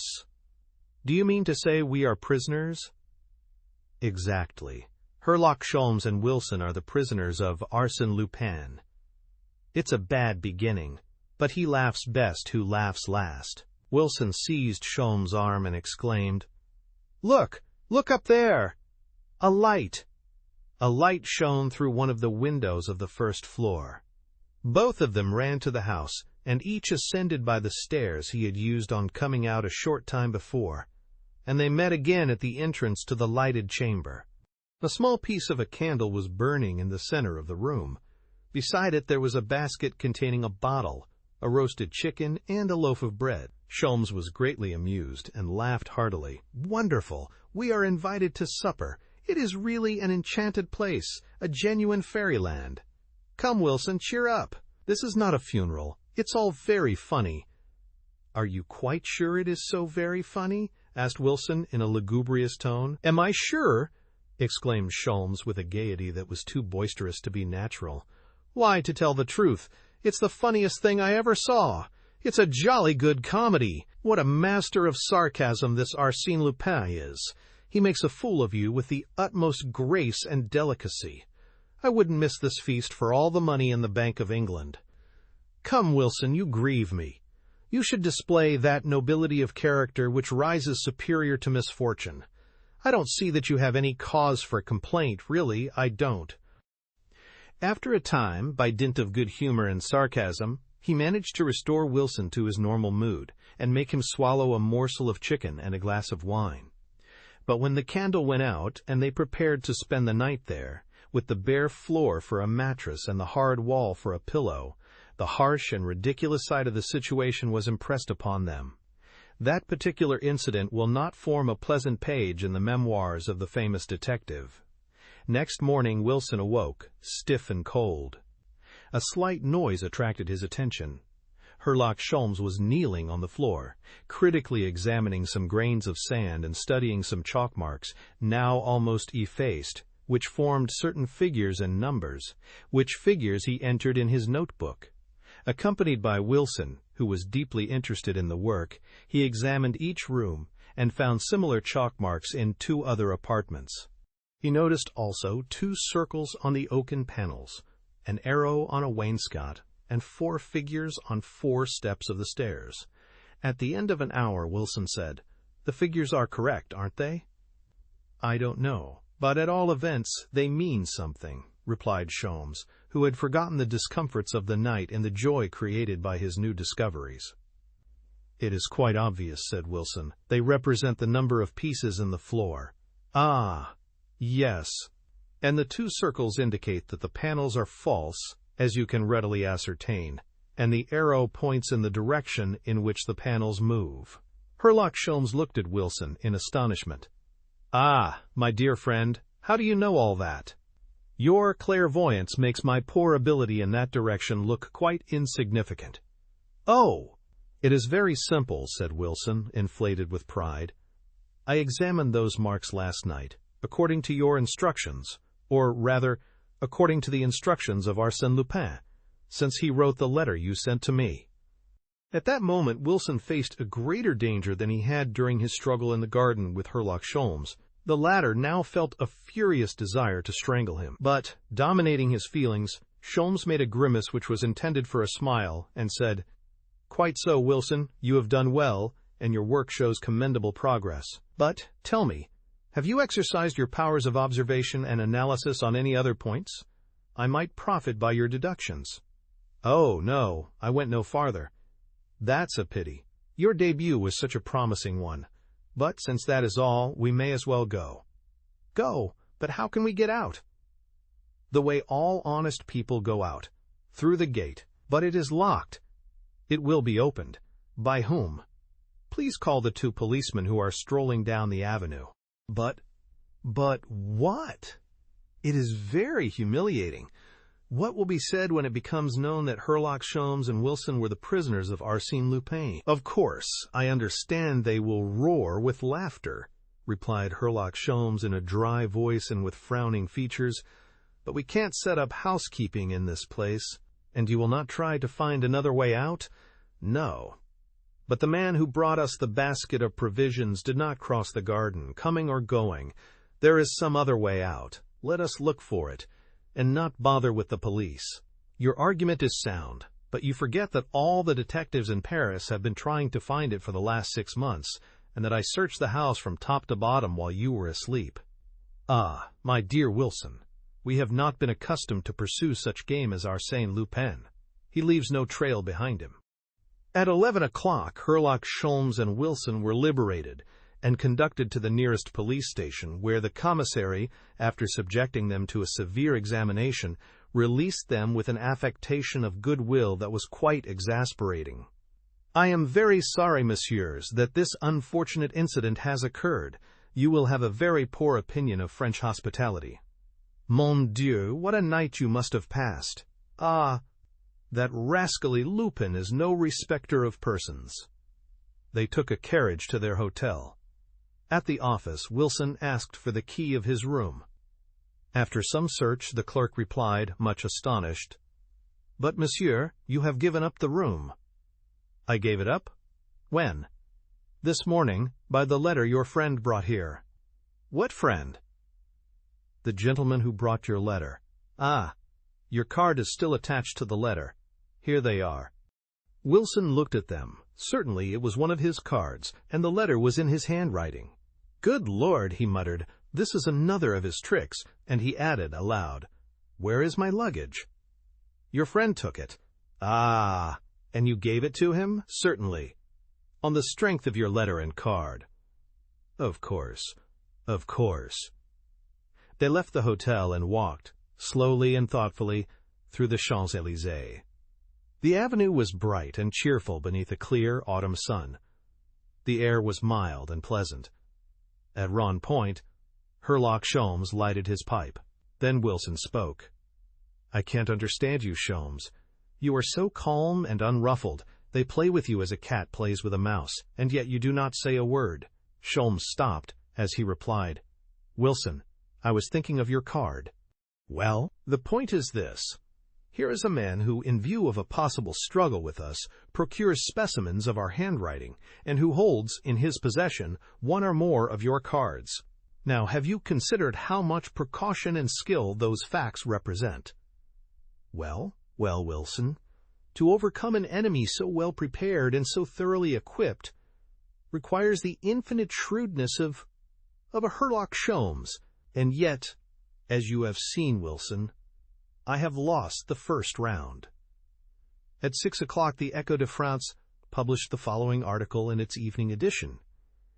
"This morning, Monition, Thénard, commissary of police in the 16th district, released Herlock Sholmes and his friend Wilson, both of whom had been locked in the house of the late Baron d'Hautrec, where they spent a very pleasant night, thanks to the thoughtful care and attention of Arsène Lupin.